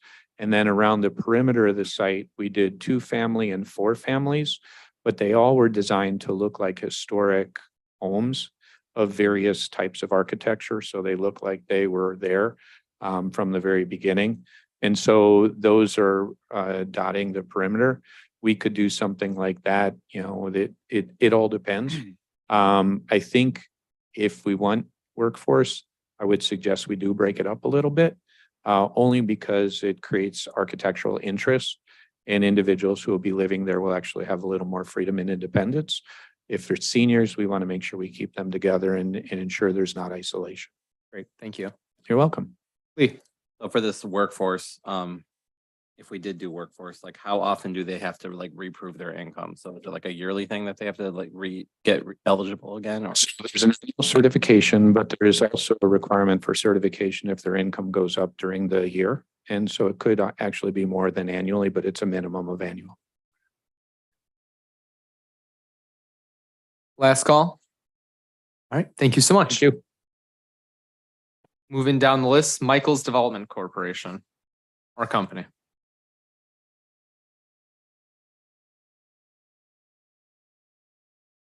Hi, everyone. My name is Greg Olson. I'm a Regional Vice President with Michael's Development Company.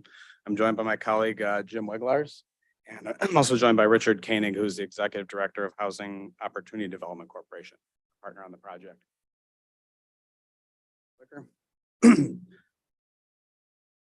So I probably won't add a lot more about need for housing or things like that, but I wanted to introduce our company to you and introduce our partner to you.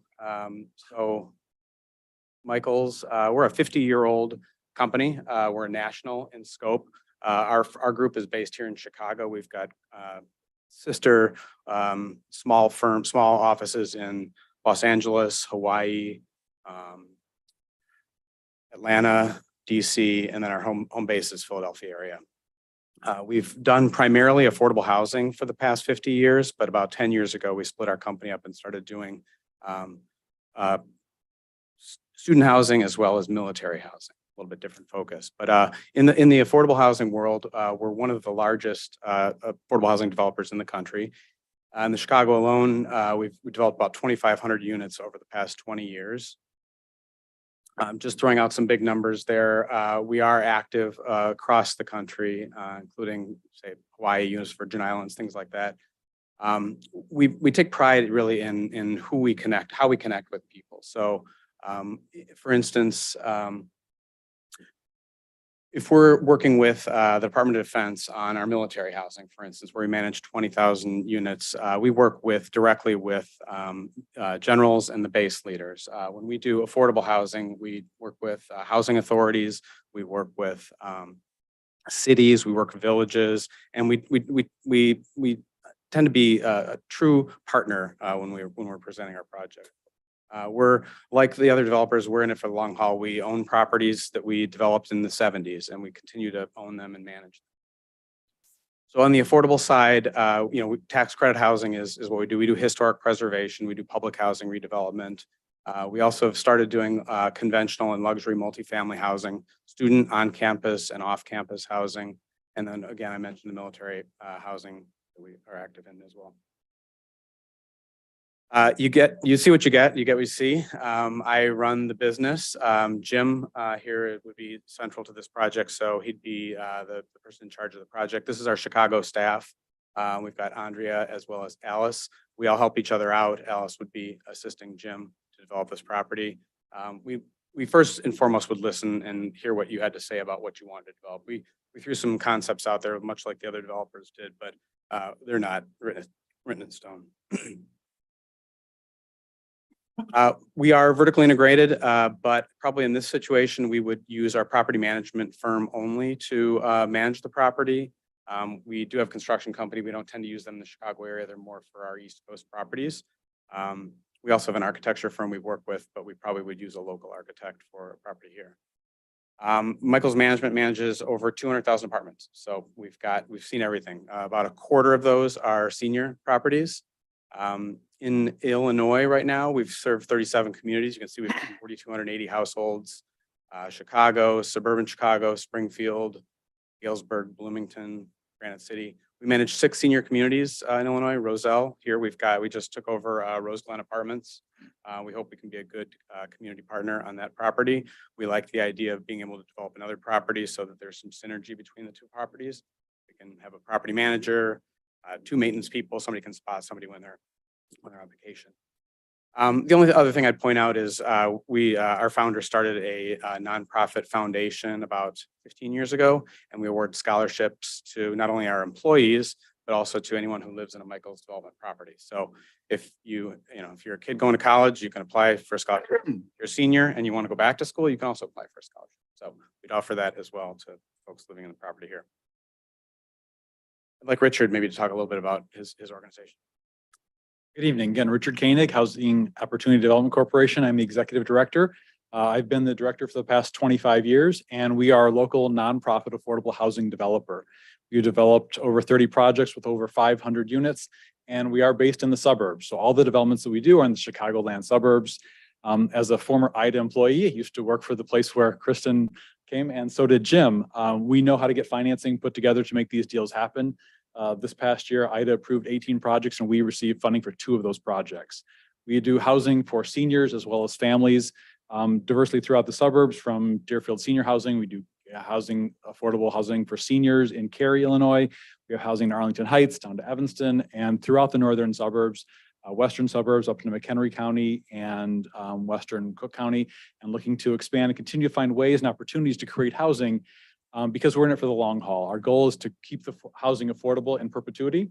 And so it's great to be able to partner with a development corporation like Michael's that has the depth of financing and experience to help put these projects together. But as the local affordable nonprofit organization, we're really involved in that community concept and the partnering concept, partnering with nonprofit organizations that provide supportive services and provide connections. We straddle those worlds between the nonprofit service providers and the developers in helping put these projects together to really make them affordable and a true asset to the community. As was mentioned earlier, the goal is really to try and the housing, the goal is to have people look at the housing and say, that's not what I expected. It looks better than we expected. It looks quality housing. The idea is to keep it affordable for the long haul. But these developments take a lot of work, take a lot of effort, but take a lot of input. As one of the residents mentioned earlier, what's the input from the community? How much more involvement are we going to have? And we love to have that involvement. We love to have that level of engagement and are happy to answer questions, happy to be involved and to work through these projects because it does take that type of community. We're not here to tell you, we're here to listen and really try to make this a long-term asset. Before we turn this over to Jim, I did want to briefly touch on a couple of projects that are somewhat similar to this. This is a project in Franklin, Tennessee, which is just outside of Nashville. It's a very high-end community. They were looking for senior development.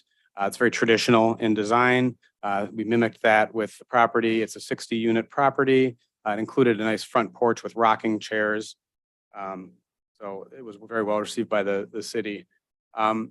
These are projects that Richard's group has worked on. One's in Palatine, one's in Highland Park. Again, very similar, 44 units, 60 units. They all tend to be very similar in size because of the financing constraints, but also because they take up space. You will notice that most of the buildings are 3-story elevator buildings. That's typically what gets designed for seniors. Sometimes, and we explored looking at townhomes, maybe a little smaller scale, lower density, but they're difficult because there's stairs. And those are being done for seniors. I'd like to let Jim walk you through some of the ideas that we kicked around. Thanks for having us today.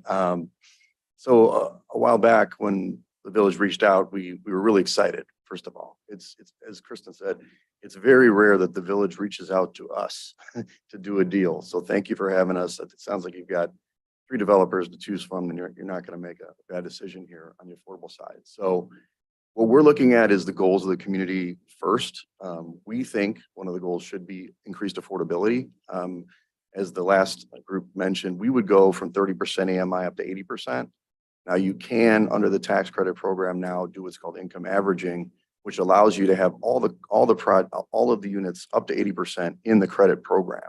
So it would not be a separate, tracking process. It'd be the same process for all tenants in the building. And if it's a senior building, Kristen went over the two-family household. If you have the 1-family household, you're talking about 23,000 to roughly 61,000 for income for those people. We think in Roselle, you have several of those people in this community. We do think trying to mimic the town center plan and increase density on the corridor is important. It sounds like everybody has that concept, but we really believe in that, and we would work with you guys and whoever was working on that plan to implement that, as well as I heard the other group talk about sustainability. We're big on sustainability in development. It would be an all-electric building. We would go under a certification program. I'm not sure if we go all the way to net zero, but we would definitely try to push the envelope to make the buildings sustainable for as long as we can make it. In terms of design, we like to design our buildings that nobody knows the difference between our market rate buildings and our affordable buildings. And we pride ourselves in that in any community that we go into. And lastly, we want a plan that's executable. About these guys, I like to win. When you saw the graphic from Ida about only 20% or 30% of the projects win. I like to win. We think that this project can win, and that's why we picked Richard, because he's got a great organization that can do what he does, and he also has the right distribution in his board to gain us extra points, and ultimately that's what's going to matter when we get this to Ida to win the project. So obviously HODC, as Richard discussed, they're going to not just be a nonprofit partner who will have that right of first refusal at year 15, as you probably have that question on your mind. So Richard would be the partner at the beginning and throughout the process. We've already pre-selected. So he would take over in year 15, and we may re-syndicate it with him, but we're going to give him the right of first refusal. But for that, he has great experience working with local organizations, linking whoever we have, whether it's seniors or family or to the community services. There's service coordinator and connector. A lot of people need that extra, you know, in that income tier, need a little bit of help to find either prescriptions or maybe it's computer-based programs or something like that. And that's what Richard's group does for us. So, you know, I know everybody's talked about, you know, how it'll be in the long run, and I think that is important that we'll be in this community for 30 years minimum, right? But what I would say is we really take pride in taking the community process seriously. We do want to sit down, potentially set up a steering committee, something that we can work with from the beginning. We will show you concepts, but they are just, as Greg always says, they're boxes on a piece of paper. We can change them at any point. So we like to work with, you know, local law enforcement, fire department. We want to work with local individuals on, you know, the trustees, people in the community. I know we had a question earlier. We want people to be involved in this process. We don't want to just come in and be the developer and say, this is what we're building and this is how we're going to do it. I think that buy-in from the community is so important, and we'll start as soon as we're selected. So I kind of break it down initially in the 3 phases. You have the pre-development stage where we're going to have big feedback, get data, listen to people's, you know, opinions and ideas, present concepts with an architect that we'll select, and then follow up. You know, we're going to obviously have to do, you know, permit submissions at some point. After we go through the zoning process, we'll have to do a final presentation. So make sure everybody on this trustee group is behind it, but also the community want a bigger group to be able to see this great project that's going to be in Roselle. Lastly, with the TIF assistance, we've kind of aligned. There's a variety of options you can choose from on how we use the TIF. But we know that that's an important resource for this community. We want to make sure you're putting your dollars in the right project. And then lastly, celebration. This is, Kristen put up that thing, it's, you know, 3 to 5 years just to get to the, you know, to one stage and the next stage. This is a huge win for the community. We want everybody to be there to break ground and cut the ribbon when people start moving in, because it's so exciting to see the residents when they move in. And it's something that it's a win across both sides of the aisle, whether you're Republican or Democrat, everybody wants to be there. This is a win-win for everybody in any community that we go into. So the 3 concepts we presented to you, I'm just going to go very briefly over them. You know, we know it seems like seniors seems to be the main drag, which is great. We kind of have a different concept than theirs a little bit. We kind of have a main building with these senior cottages to fill in the site, and I'll talk about that in a minute. We have a townhome style, which would be walk up. We would have to adapt it if we want to do seniors there. We could do that in more of like a stacked flat situation to, you know, account for accessibility. And then we have a family garden style, which is kind of a traditional garden style family building if we were going to do more of a workforce family deal.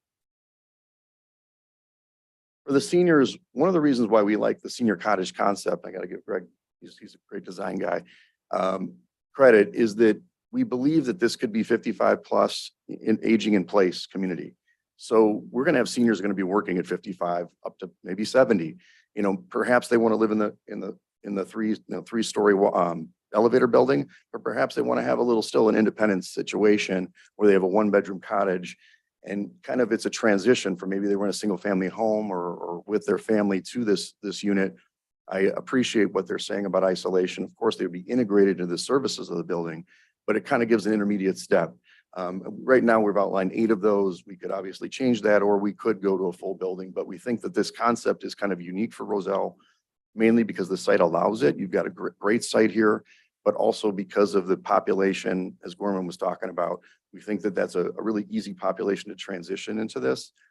We agree that the amenities space should be facing the park, which is what was discussed by Gorman, so I won't go into great detail. A couple of things we've thought about, you know, just for the concept of the building would be, of course, an exercise room and computer room, but, you know, space for the grandkids, right? A grandkid room, so they could play with, you know, with the grandparents that are in the building. If it's a grand family as well, that would be helpful. When we look at the townhome, I'm going to give you some images. Obviously, these are a variety of buildings that we built.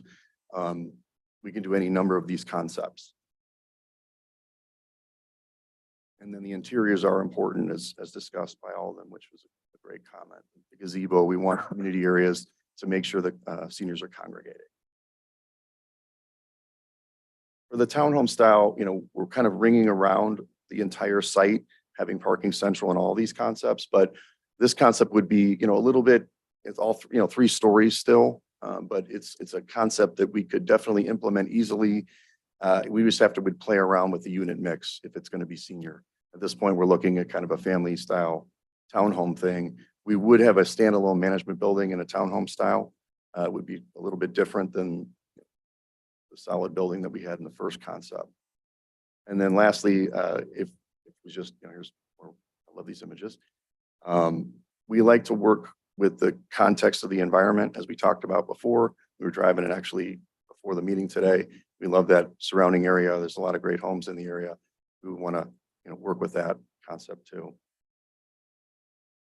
And then lastly, it's the 3-story walk-ups, where we have four buildings with the management center, amenity center on the park as well. Again, this is kind of more of a traditional family apartment situation. All of these are kind of structured to score maximum at IDA, which again, winning is important. But at the end, we want to make sure that the design works for the village. This is kind of another, again, it wouldn't look that much different than townhome buildings, to be honest with you, but it's just how the buildings are constructed. You would have kind of central stairs to either side, be kind of like pods of 6 is how it would work around the stair. So, I mean, I think that what I want to conclude by saying is that not only am I excited to be here personally, we're excited to be here. I'm excited you guys are looking at this opportunity as a real opportunity. As I said before, you have, I don't know about the last person, but the 3 affordable developers you have here are really great developers. So you've chosen wisely, or at least marketed wisely. I think when you make your choice, you want to think about not just executability on the proposal, but also how involved, we will be with you guys. And I think we would do really great at that job. Thank you very much. Thank you. Any questions from the board? Lee? A quick question, since you guys manage the Rose Glen buildings, would those residents there get the first opportunity to move into these buildings if they chose to, or is that something that's like more regulated? We're just getting familiar with the property. We closed, I think, 6 months ago. That's a Section 8 property, so it was built in 1983. Section 8 is a little bit different. Kristen was referring to that, the old way things got financed, where it was much more government involved. So those residents pay 30% of their income to rent, and the government pays the difference. So maybe it's $1,000 and tenants pay $300 and they pay the difference. So the new property being tax credit is much more traditional in the rent structure. So there's not necessarily Section 8. If they took their vouchers and it became portable, then maybe, but I don't think that would happen. Now, the synergy we were talking about was it's possible you could have like shared services. So Rose Glen is pretty basic. I mean, it's single family or single story without a lot of amenity space. So we could bring, people into that for amenity purposes. Got it. Okay, thank you. Trustee Delaplana? Hi, I heard a couple numbers on total construction costs upwards of 25 million. And of your 3 similar projects, your highest one is 14.3 million. Can you help me to understand that disparity? Yeah, well, so a couple things that we look at now. Now, the world of financing is pretty limited, right? There's low-income housing tax credits, there's a first mortgage, there's soft funding, TIF, home, things like that, but it's not huge. So the world of financing that we see that's sort of relatively easy to access is about $20 million. So what we tend to do these days with tax credit housing is we back into the size of the property. So the size of the property is really important. We know how much it costs to build. It's $250 to $270 a square foot to build.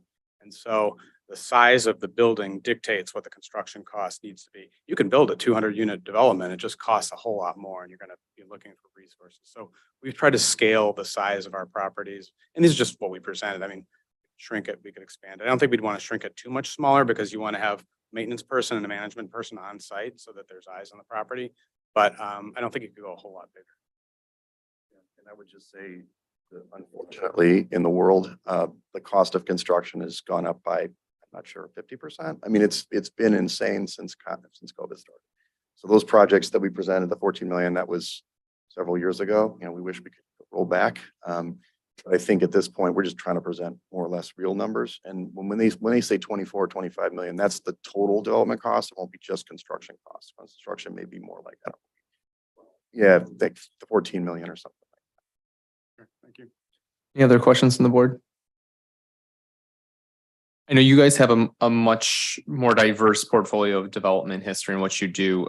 Does mixed use work in the affordable realm? Is that something that you see often? It's a big request by cities. It's hard because the tax credit investor doesn't care about that, so they pass that risk on to the developer. We just finished a project in Bronzeville, in Chicago, where we did 16,000 square feet of retail space. We've got 2 restaurants. We've got facial salon. We've got a whole bunch of really interesting tenants, all Black-owned businesses. But it's much harder to do. But it is doable, and I think it's got to be in the right place. I don't know if this site is the right spot for it, but certainly as you move towards the train station, it would make a lot of sense. Great, thank you. All right, thank you so much.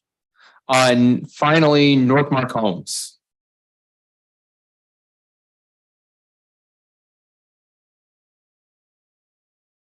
Thank you. I feel like I'm in the wrong meeting. You had some really awesome presentations here tonight. I mean, you got some really good qualified individuals if you're looking for assisted or senior living. But a little bit about me. My name is Jeff Pollack. I'm the founder of Northmark Homes and Northmark Construction. We're a family-owned business for over 35 years. We've built thousands of homes and townhouses and apartments. We are pretty much a multi-state developer. We build in Central Florida and we build in Illinois.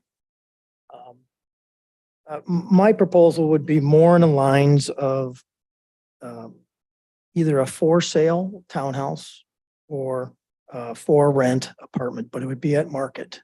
There are ways to do alternatives for meeting the affordable objective. I've seen it done before, where they would consider making an annual lump sum payment that would be negotiated for the affordability initiatives.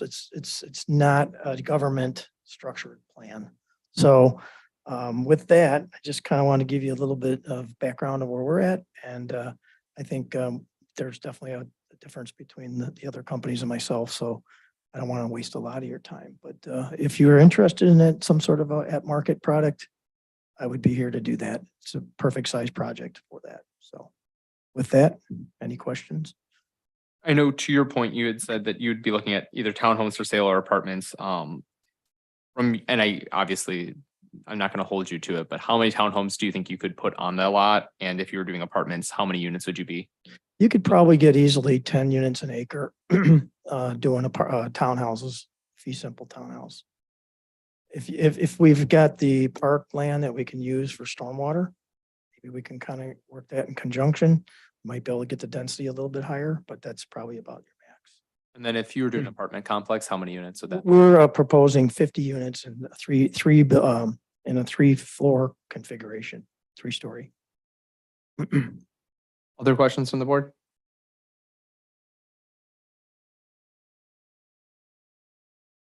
Some of the elevations I put up there are just some concepts to be considered, but obviously we would meet with staff and come up with something that really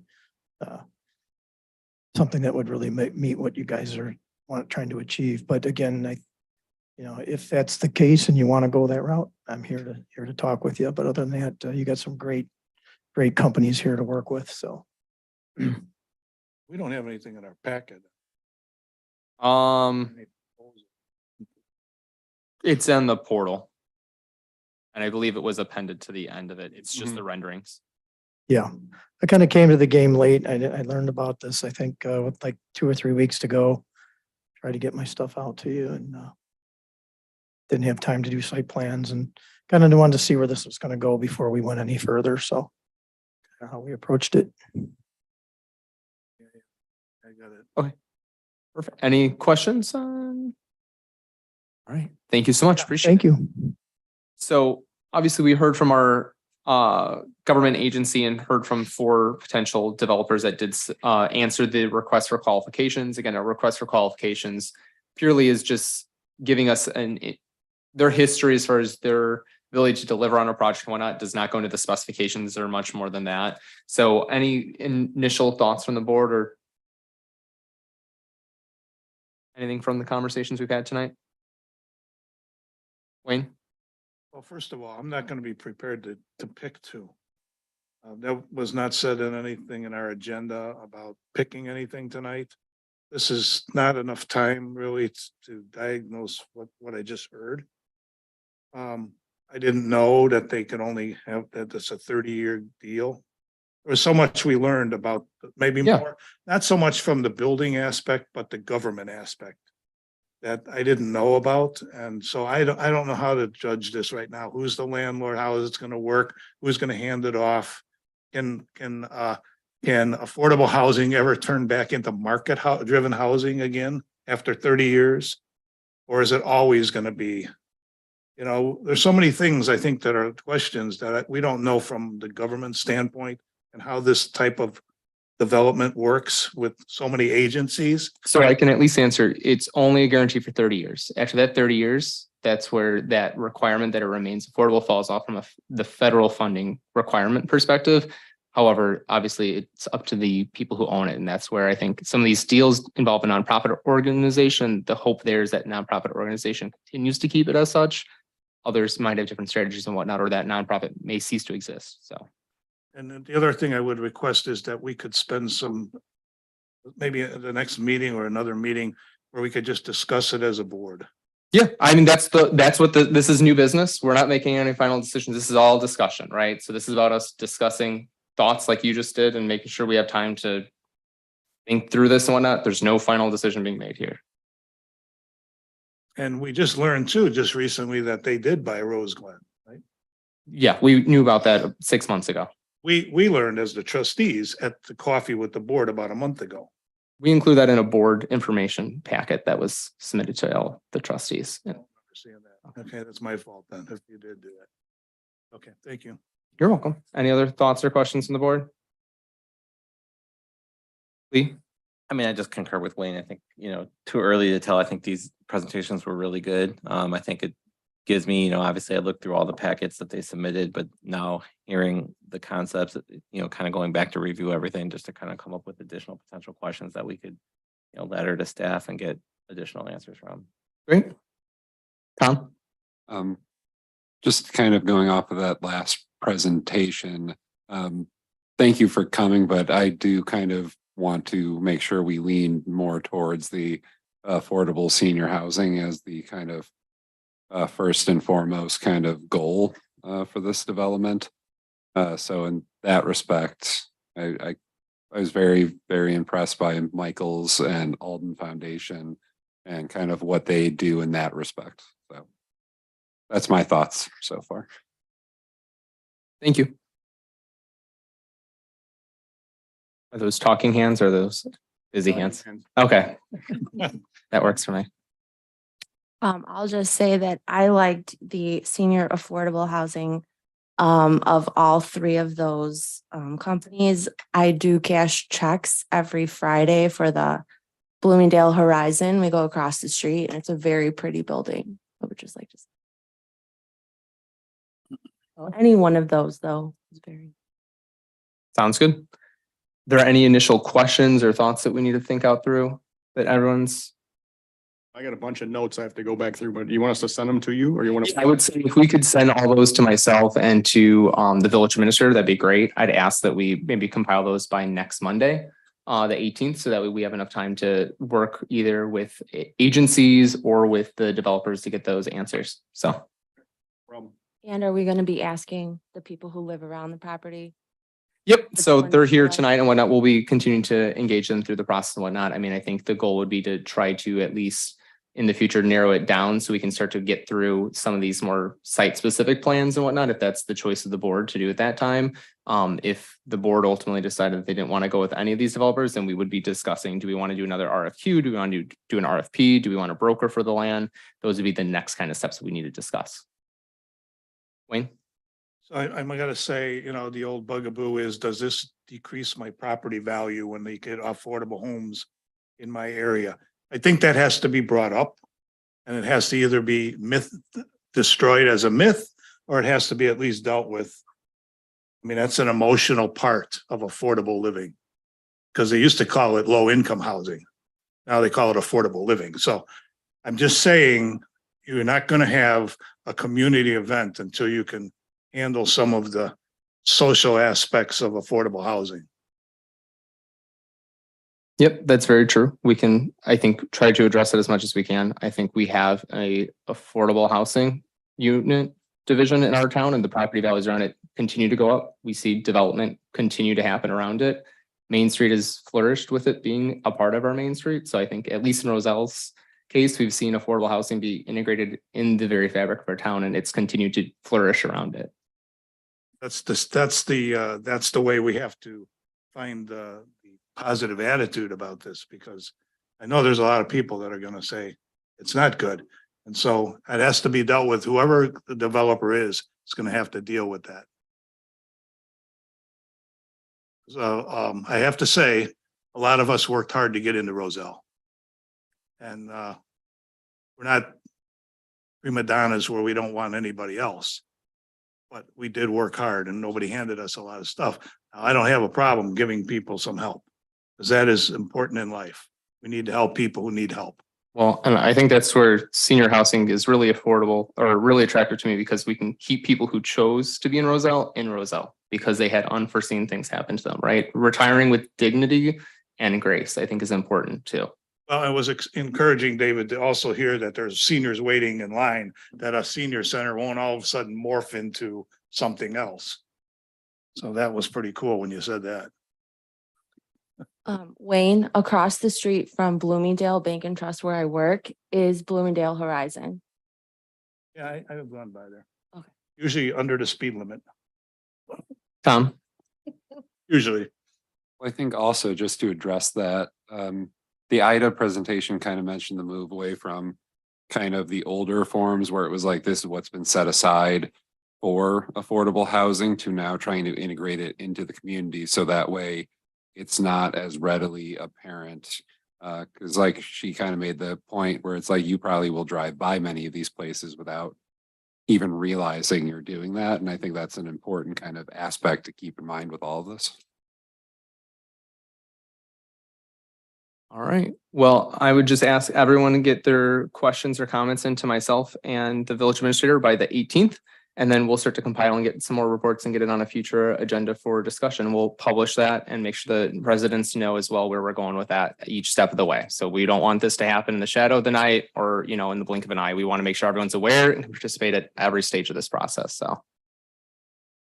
All right, moving on with our agenda. The next new business item is receive an update on progress on redevelopment efforts along Lake Street corridor. So we'll have economic development analyst Matt Galloway, recent dad, come up and do a presentation. Doesn't look like he's getting any sleep, David.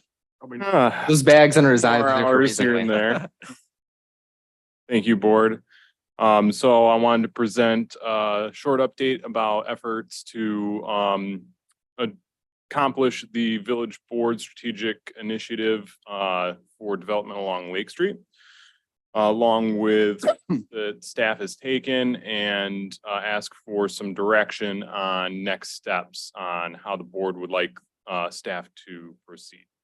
So staff has engaged unincorporated businesses and property owners along the south side of Lake Street to see if they'd be interested in annexing into the village or if they have intentions for further future development. Through those efforts, we've entered into an agreement with Woodland Windows predicated on the expectation that they will annex into the village and develop the property in the near future. So through that, we did a capacity study for utilities for water and sewer that has been evaluated by Public Works. Along with that, we've also engaged with 2 other additional business owners that have shown interest in developing their properties and annexing in the village. So in order to develop, they would need access to water and sewer on their site. And for that, the village would have to extend utilities along the south side of Lake Street. So staff moved forward to get estimates from Trotter and Associates on what that would cost. So in your packet, I've presented the numbers. There's 2 scenarios that they presented. One is extending water and sewer halfway down Lake Street, ending in front of Stan's Auto Body.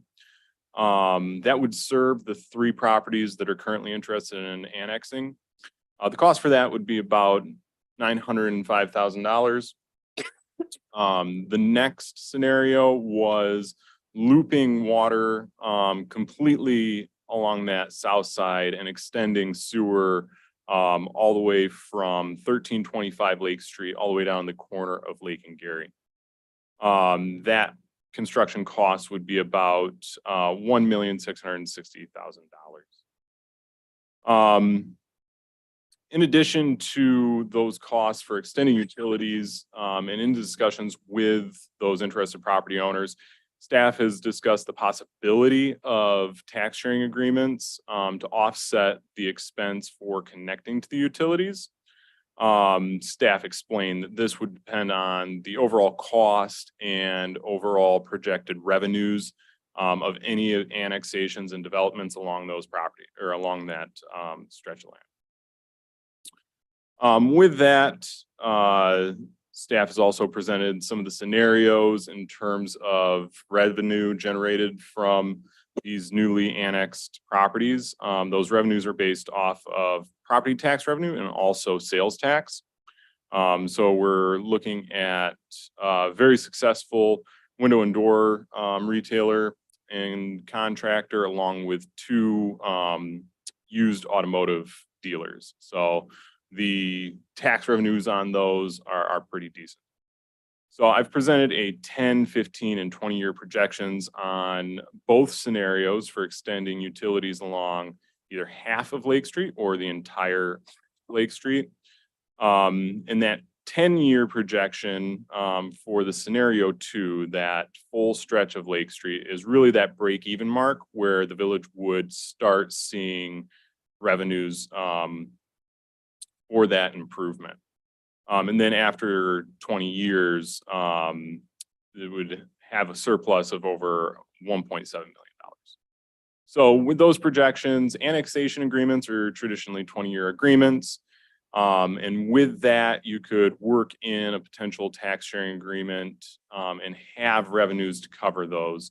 And it's not, wouldn't be unrealistic to be able to offer something to offset those connection costs for those newly annexed businesses.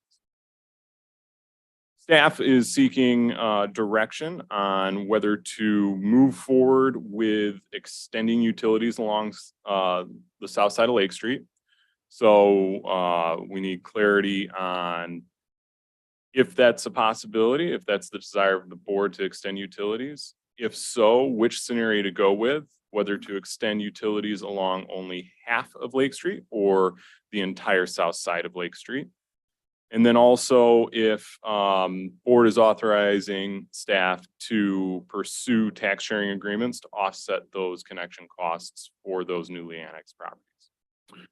I would also like to mention that south side of Lake Street has been a focus of village development for many years. And that it is a part of the 2022-2025 strategic plan, and is one of the main priorities in those development efforts. With that, I would recommend going with scenario 2, extending utilities along the entire south side of Lake Street. This ensures that utilities will be there for future development and future annexations. It's kind of the old adage, if you build it, they will come. In this case, the only way that they can develop their properties is if they connect to village utilities. So they can't go anywhere else if they see, if they really desire to do something more with their properties. I ask the board for their direction. Tom P.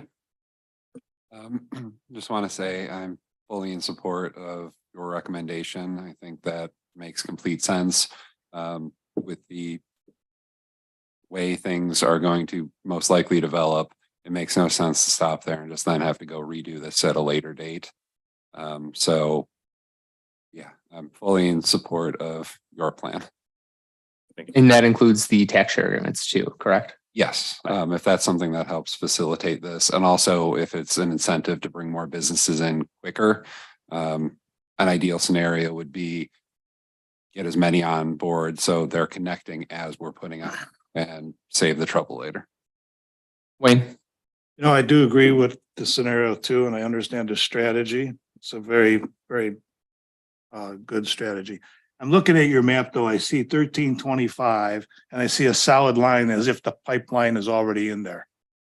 It is. So why did you say that it has to go from 1325 when the map really is showing from Bryn Mawr and Lake Street?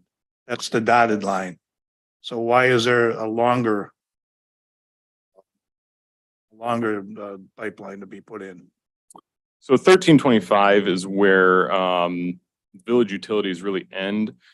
There is some water at the corner of the west corner of 1325. That's really where current infrastructure begins. So in order to get it along the full length of Lake Street, that's the starting point. So, and just one last question for 1325 going southeast.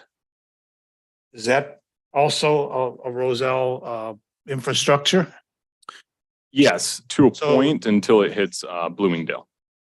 Where is it in Bloomingdale? Where do we lose strategy of Lake Street and? I'll have to defer to Public Works. Okay. Well, community development. How much of that do we have? You know, is it worth it? So on the south side of Lake Street, we have a boundary agreement with the Village of Bloomingdale. And currently our boundary agreement with them ends at the Keys Foundation property, which is 1325 West Lake Street. And then is that Foster or can you start? GIS is not showing me the street name right now. So that's as far as we can get Lake Street then? Yes. Forever, right? Correct. This is the great land grab by Roselle, right? Well, it's not, it's legally rightful ours, and unless we're gonna take claims against Bronco, then. No, okay, so I'm fine with what Tom, I'm in agreement with Tom. Okay. Am too. Cheryl Lee. Yes. Yep. Yeah. Tina, all right, you've got direction to, we'll attempt to pursue option 2, pending some really great incentives with our businesses, so. I'd like to see a little more, we have some businesses and the rest will come, instead of we'll build it and they'll come, but let's, we've got authorization on the strategy as a whole from the board, so. Thank you. Any other clarification we need on this item? Timeline for this item, we can start budgeting for at least the preliminary engineering for these projects in the 2024 budget. Construction probably would take a little longer.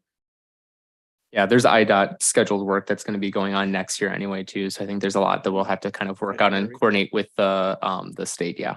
So thank you so much. All right, we'll move on to our next agenda item, direction for the development of the village owned property at the southwest corner of Rosa Road and I-390. Matt. So this item, this is the village owned property. It used to be 6.5 acres. We're currently working towards making it complete 7 acres. The village has been pursuing the development of this property since 2016. We have gone out for requests for qualifications a couple of times and have entered into 2 letters of intent with developers that did not proceed to official development plans. In these efforts, staff has learned of issues that need to be addressed. Some of that has been addressed, wetlands being a major one. So although it's about 7 acres, only about half of that is truly developable. And that was the land that's closest to Roselle Road. Staff has also evaluated different options in order to see this land developed. As we are getting the entire land there to complete the 7 acres, staff seeking direction on what the next steps will be to attract a developer. So we can reissue a request for qualifications. which we have already done and has resulted in no desired outcome. We can also issue an RFP.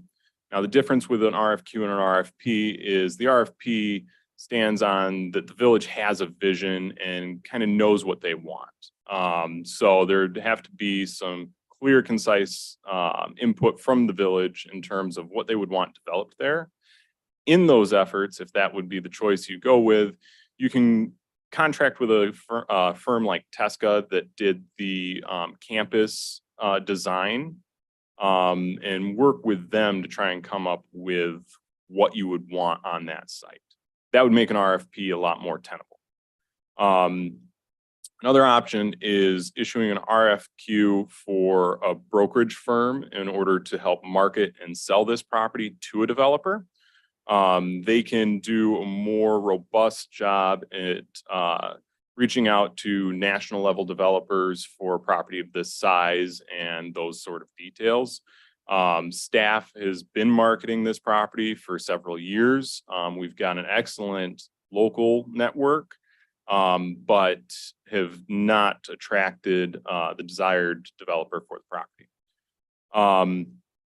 And staff has met with 2 interested developers that have talked about developing this into multifamily residential, but no letter of intent or official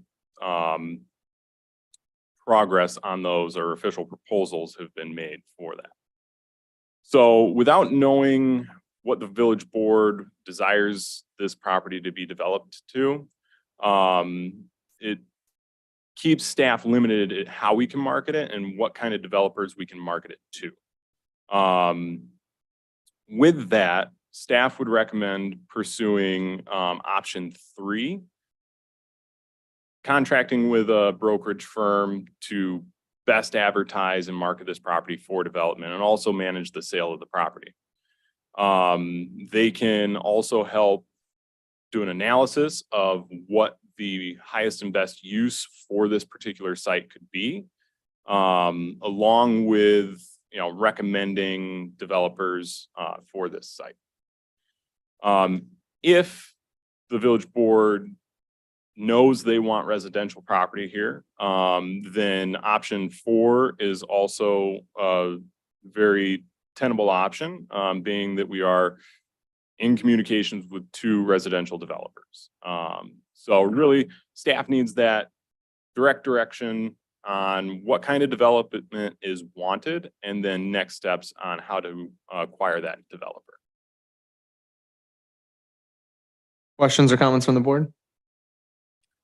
Cheryl? Do you have the figures as to how much we have invested in this property so far? I do.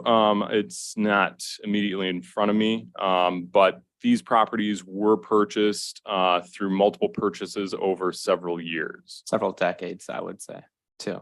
Yeah, but can we get a? Yeah, we can, I think that's something that's valid that we can pull that together. Yeah, I think, yeah, I believe but we'll get to the specific numbers. I believe it was just shy of 600,000 up until the most recent contract, which is for 380,000. So roughly $1 million. We'll get the board the exact numbers. Lee?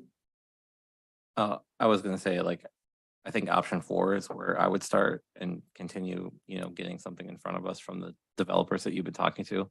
I mean, obviously during the discussion today, we had, Northmark, that could be a potential option for if they're interested in that site.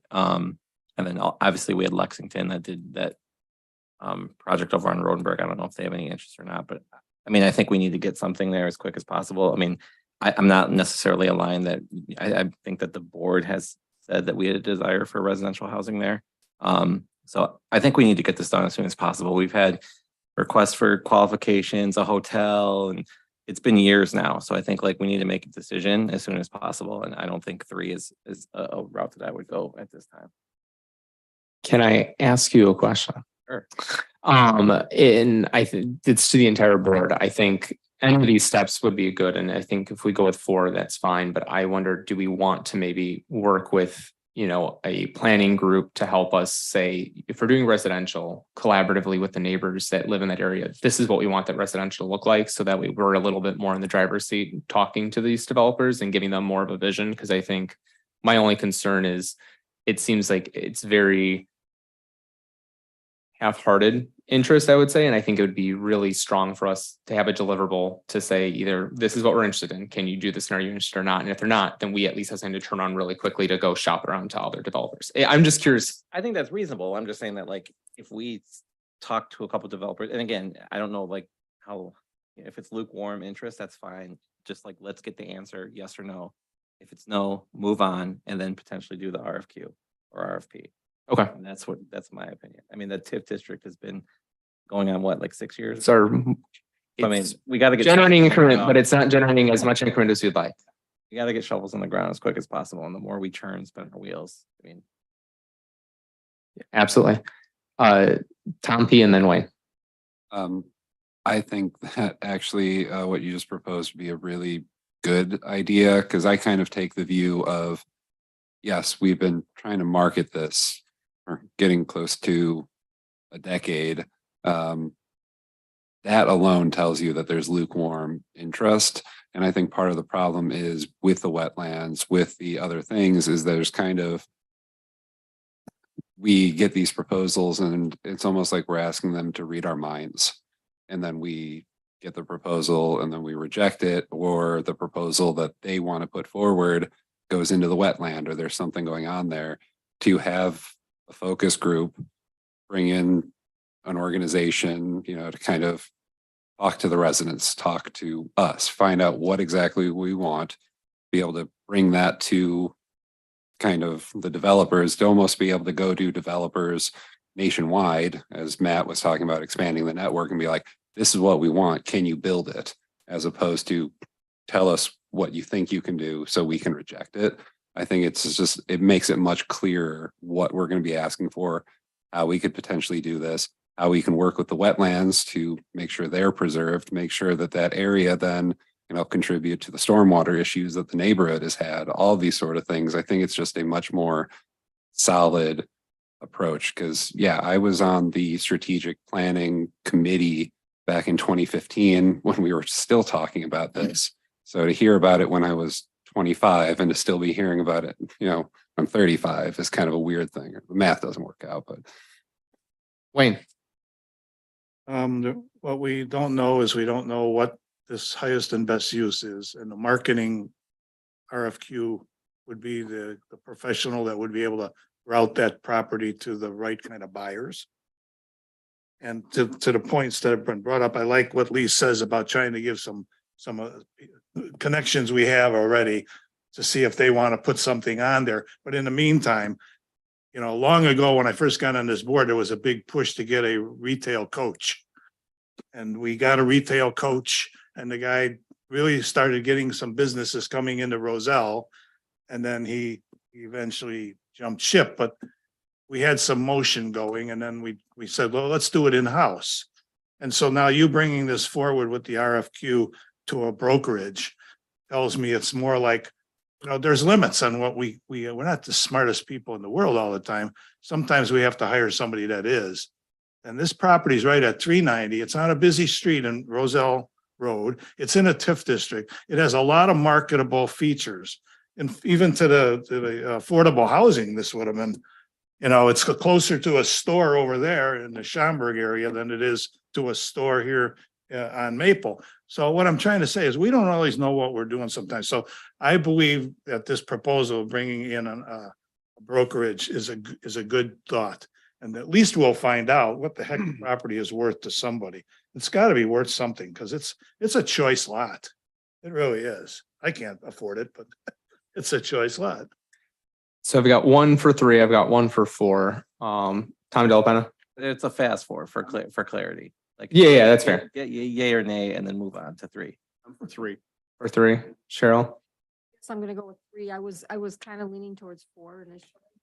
But I just want to find what the value really is overall. And I think if we just go to 4, we could be shooting ourselves. in the Well, the value is tax dollars. That, you know, Yeah. no matter how it ends up, that's where we're gonna make, it's, you know. Tom, P. Just going off of Wayne's point, I think it's one of those properties, though, why the residential is something that would stand out. Kind of maintaining a green space area with the residential, it's because that corridor seems like it should be very vibrant economically, but part of the problem is like you can't make left turns out of there that easily. You have the other kind of businesses around there that I know we now have full occupancy in the strip mall across the street, but it's not necessarily high volume retail. It's kind of more services, things like that. You had the bank building there that is now Metropolitan Family Asian Services, but it's not necessarily the same kind of you'd expect from like a Lake Street or even like Irving Park because of its location right by the expressway. You know, you can only really turn in effectively going right and then turning right out. That's probably it's going to be its best, or that's why probably would be its best use would be kind of more of a residential as opposed to like a high volume retail type business. Gina, Would the board be interested in maintaining this property as wetlands? Or not at this time?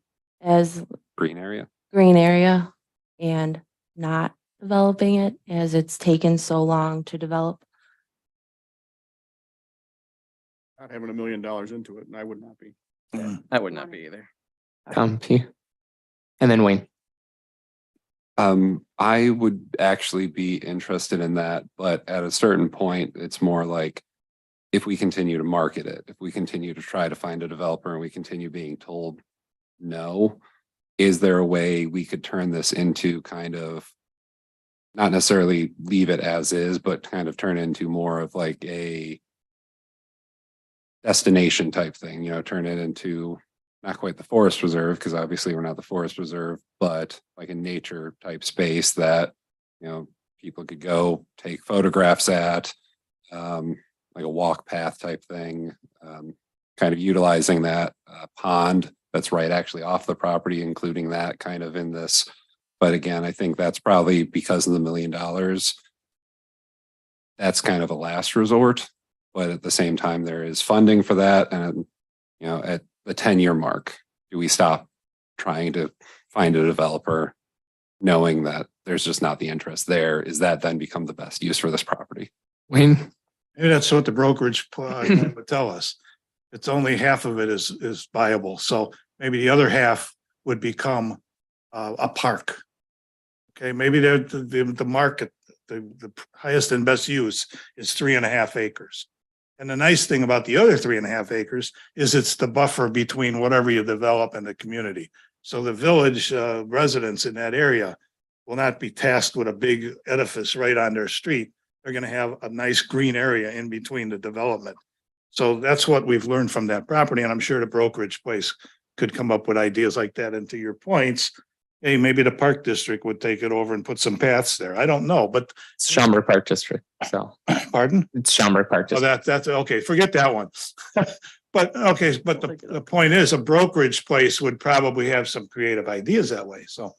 So I want to circle back. So it sounded like there was a little bit, while the consensus was on 3 overall, there was some interested in 4. So while we prepare to go to RFQ, does the board want to circle back to the residential developers we were in touch with to at least do a final call to get their input before we go to full RFQ? They respond to the RFQ with the brokerage house? Well, we would be hiring a brokerage and then they'd be talking to our broker instead of us. So They're not excluded by us going, I would be down with it. Yes.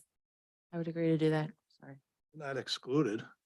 correct. I'm just saying, do we want to, I mean, there was some feelings out there that might save us some time and fees dealing with a broker. So we know what we want to put there.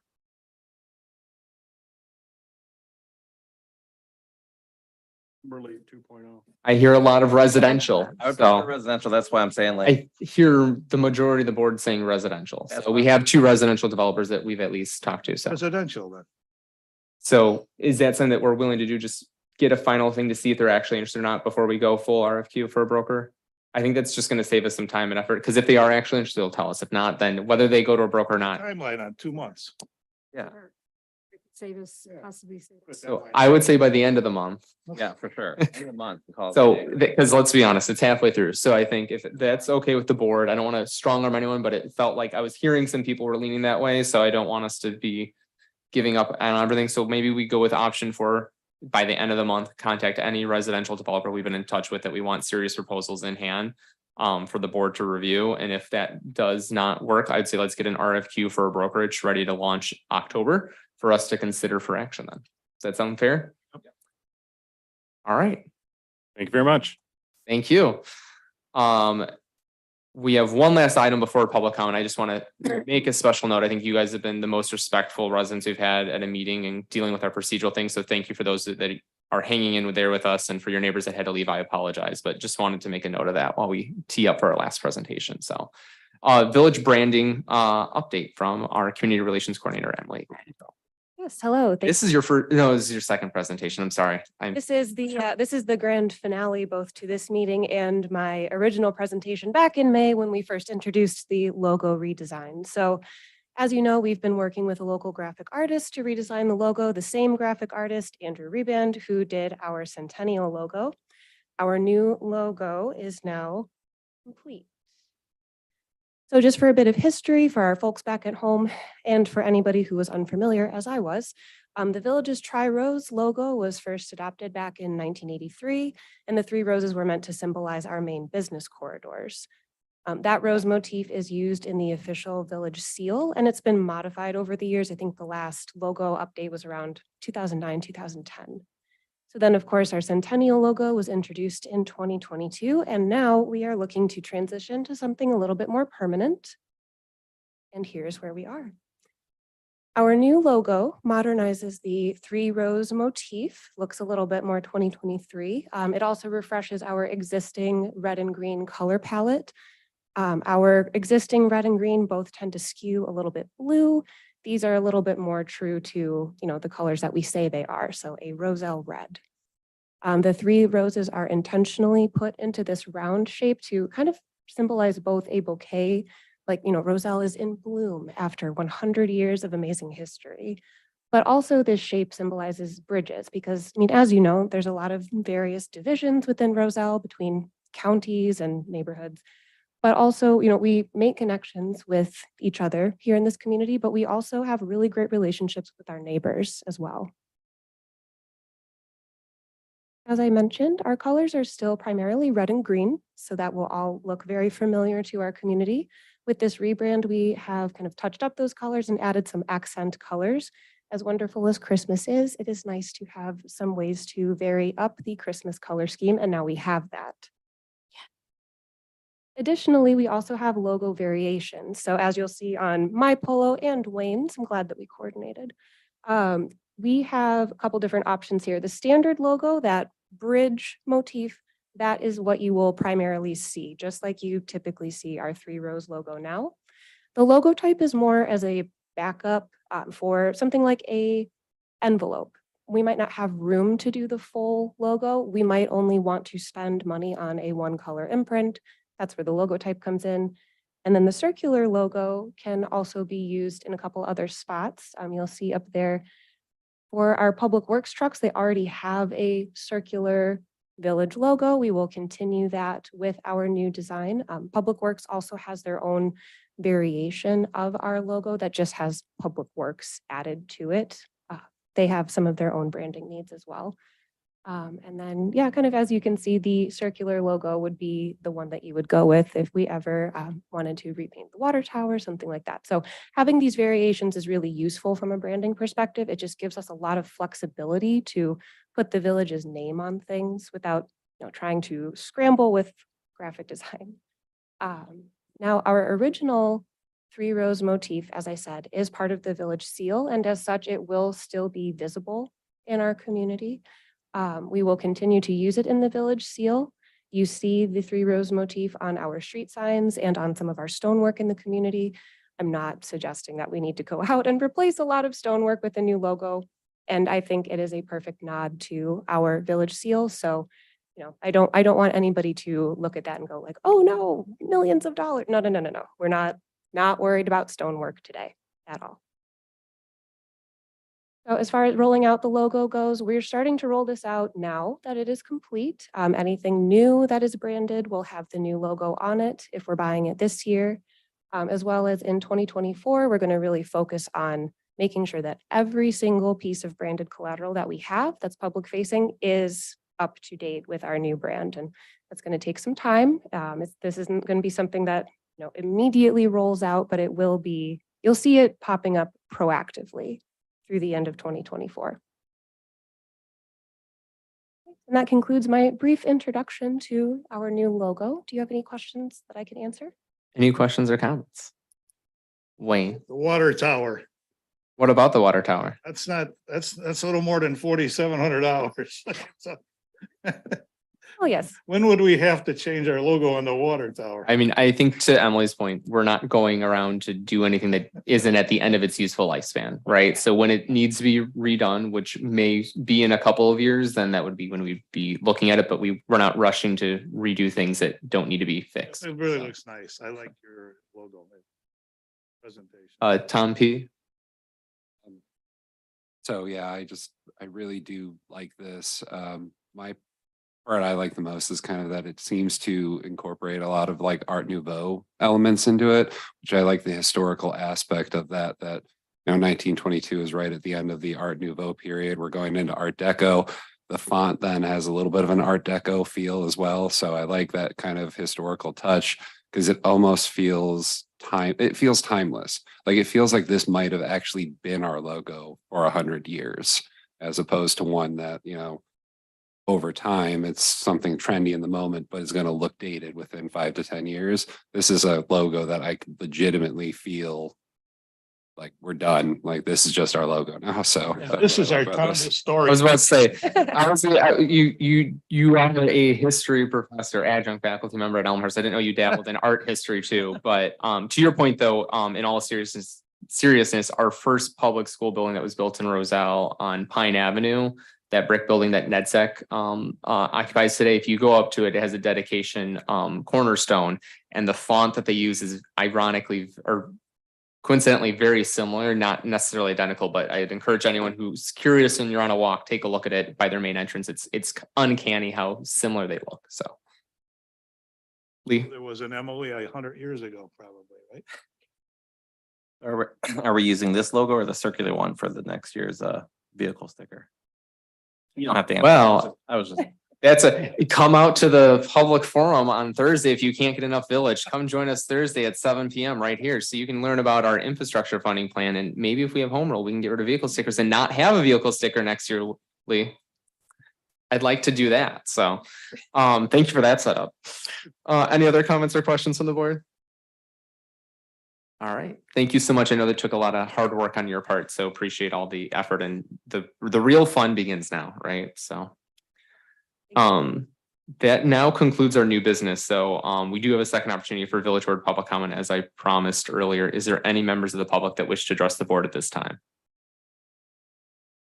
Yep, whoever wants to come up first.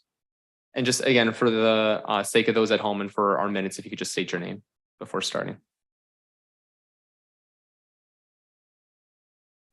My name is Bob Kravis.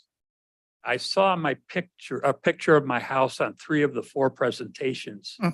And my question to you is there going to be anything put out for sure that's going to say my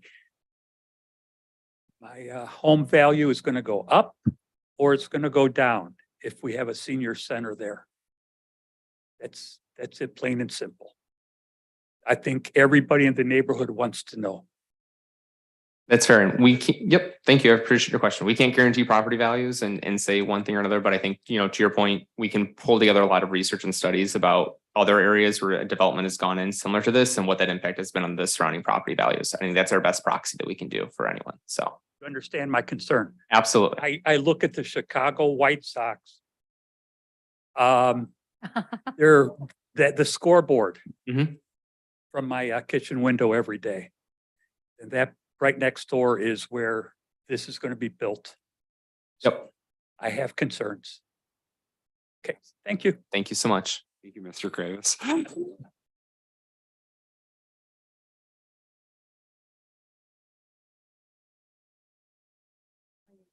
And if you don't mind doing it in the microphone, just so we can. My name is Sharon Copeless, and I believe I live a couple of doors down. I'm on Pine also. I have the same concern as far as property values go, but I also have the additional concern that if it does go into low-income housing, that's what it is. I don't like the plan 55 and older, because now that's going to bring families in. That's going to bring low-income families in, and it really concerns me. Sometimes crime follows that. I grew up in the inner city, and I grew up in what would probably be considered a white ghetto. And I saw how these things manifest themselves, and over time, things can change very, very quickly. And I guess my other question is, what was the impetus for this project? Is this all because we're building a lot of multiple units all over town? Is this all to achieve home rule? So we have the population that we need? So none of this is because of that. When we have, and one of the things that we'll cover Thursday, it would take, I believe, and I'm looking at Karen, how many Metro 19s? I think it would take like several dozen. it would take dozens of Metro 19s. We are never going to grow this town to get home rule naturally. And that's not our intent. When we look at development, we look at it for how is it going to benefit our community and how is it going to be able to help us sustain and bring the services that we want to town. I think one of the things I hear very often is, why don't we have a grocery store, right? In whatever location you want. The answer is our market doesn't dictate it. Right? We don't have enough people here to dictate them to invest the money, the millions of dollars to put a grocery store when they say, you don't have enough people that need a grocery store. And I'm not saying we're growing for a grocery store specifically, but I think there's a lot of examples where we want to have more restaurants, we want to have shops, we want to have these things. We need to have people in order to do that. I think this was specifically, I think we're in the early stages of a conversation. The board hasn't made any final decisions. This might not become affordable housing, right? But our goal in acquiring the property was to make sure the village could control and make sure it got redeveloped instead of it being another institutional tax-free land use, because that doesn't help any of us reduce our cost burden on residents or help trigger, the types of developments we want to see in our town. I just want to reiterate, like Mr. Domke, my husband and I worked very hard to attain and maintain our property over these 51 years. And at this point in our lives, we're 74 and 75.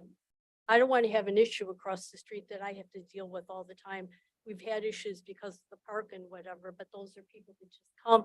Now depending on what choice you make, if we have people living there by the park, then that could end up being a constant issue, and vandalism, other different things. Like I said, we can't be naive about this, because this can go in many different directions.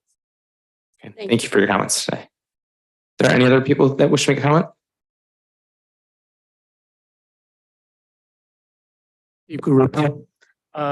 What is the timeline? Is there a timeline on when a decision will be made for that property? There's no timeline at this time. But we'll continue to engage. I mean, and I don't mean this as a threat in any way, but we didn't need to send you guys a letter. We chose to send you a letter to keep you informed. So we're not doing anything behind closed doors and whatnot. So we'll continue to keep everyone involved. But I think, like you saw, the board wasn't ready to make any directional decisions today, and we're going to continue to make this at the pace that we're comfortable moving at. That's great. I also noticed in all of the drawings, proposals, early proposals, that there's no proposal where there's lower level or interior garage space. Would that be a consideration? It seems logical. I mean, you'd have more functional space, green space. A couple of those proposals look like big giant parking lots right in the middle. And that to me isn't appealing at all. I think those are all things that the board can direct and part of the design. I think, like anything, the more we ask from a cost perspective, that usually means the village's participation needs to offset those requests to some extent. But those are things that, if that's something that impacts the board's direction and the neighborhood's feelings on it, that's something we can definitely take into consideration. And aside from the income, I mean, the senior part, I qualify. I would love interior parking. So. Thank you so much. Any other comments tonight?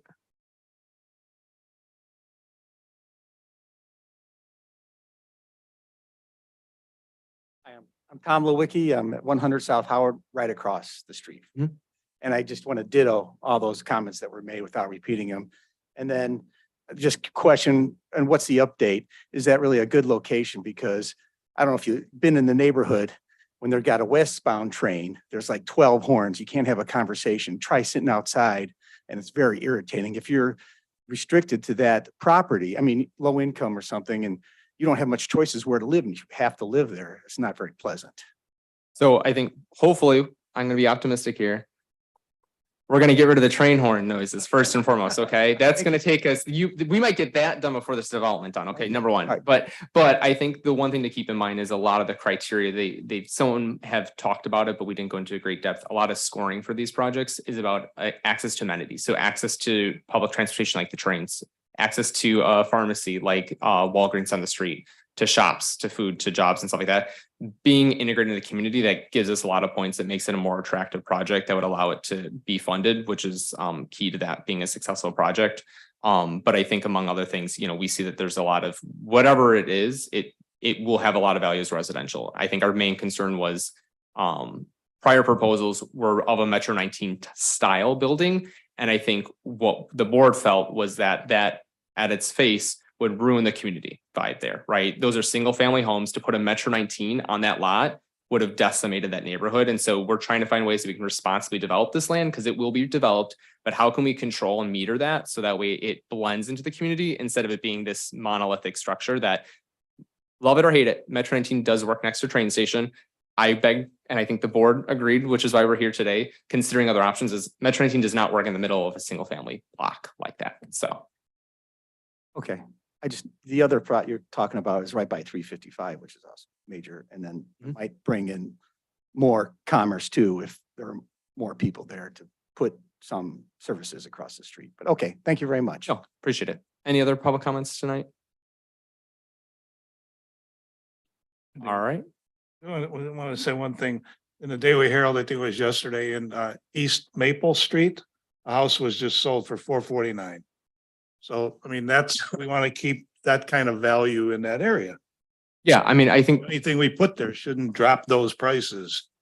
completely agree. And I mean, I live maybe not as close to you guys to the project. I walk there every single day. My daughter goes to Trinity Daycare, so I'm very intimately aware of the area that we're talking about. And I don't want to see our property values go down, but I also know that especially for seniors, there is a huge deficit of the ability to age with dignity. I've seen it with my own family members. I've seen it with others. And I've heard a lot of stories of people who have to leave the community that they grew up in away from their family because they can't afford to stay there because of things like medical conditions, because of debt. The foreclosure crisis hit a lot of people's life savings and they don't have any money to go into retirement. And I think that's a huge issue in our country. And so, I'm a little bit emotional on it. It's a little bit close to home, but I think that's why I think we're trying to find a solution that balances our community's needs as well as being sensitive to the neighborhood. But I think there's a lot of questions. Just because it's a good cause doesn't mean it's something that we should be pursuing and doing if we aren't 100% certain that it's going to be okay for everyone involved. So I think we've got a lot of good questions. It's a conversation. This is a dialogue. It's a process. And like any good process, it's going to take months, if not years. And we're going to go through that together. And I think everyone was really respectful of their different views and sharing things and listening. So again, I can't stress that enough. We don't always get that kind of respectful environment to have these types of discussions in. So thank you so much. And if that's how we're starting this, then I think that bodes well to the process going forward, no matter what happens. Lee and then Tom P. Yeah, I just wanted to make a comment in terms of the residents here and also potentially people that are watching it on Zoom, on YouTube later. Obviously, you saw the board, we saw these presentations. This is obviously the first time you guys have seen these. So all of our emails are on the Roselle website. Definitely take a look at the board packet. Like the mayor had said that they're all on the agenda center. So there's a lot of details. I mean, some of these things are, 40, 50 pages long.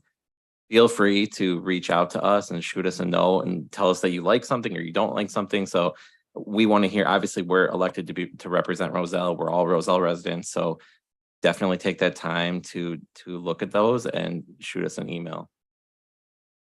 Tom P. Just one other thing I kind of want, almost, I guess you could say, read into the record. Another aspect, one person did ask, what is the reason for this? I just want to make sure everybody's kind of aware that kind of leaving the building as is not necessarily a viable option. That's kind of the thing that I don't think's been mentioned in all of this, is that the existing building does have a lot of problems that would preclude kind of development or even renovation of it. So for example, like the HVAC system is a major problem that would cost hundreds of thousands of dollars to fix. So if we were to try to just market this property as is, almost, so to speak, to maintain what it is, to even use, like Mayor Plesky mentioned, another tax exempt entity to use it, it's not really something that is feasible. So that's why the approach I think that we're trying to take is kind of, we're trying to find the best of both worlds, kind of taking that into account moving forward. So I just kind of want to make sure everybody is kind of aware that it's not as if just maintaining Trinity's property as is not really a viable solution to all of this. Any other business? All right, is there a motion to adjourn? Move. Is there a second? All those in favor, please signify by saying aye. Aye. Those opposed, nay. Any abstentions? Meeting is adjourned at 9:34. Our longest one yet.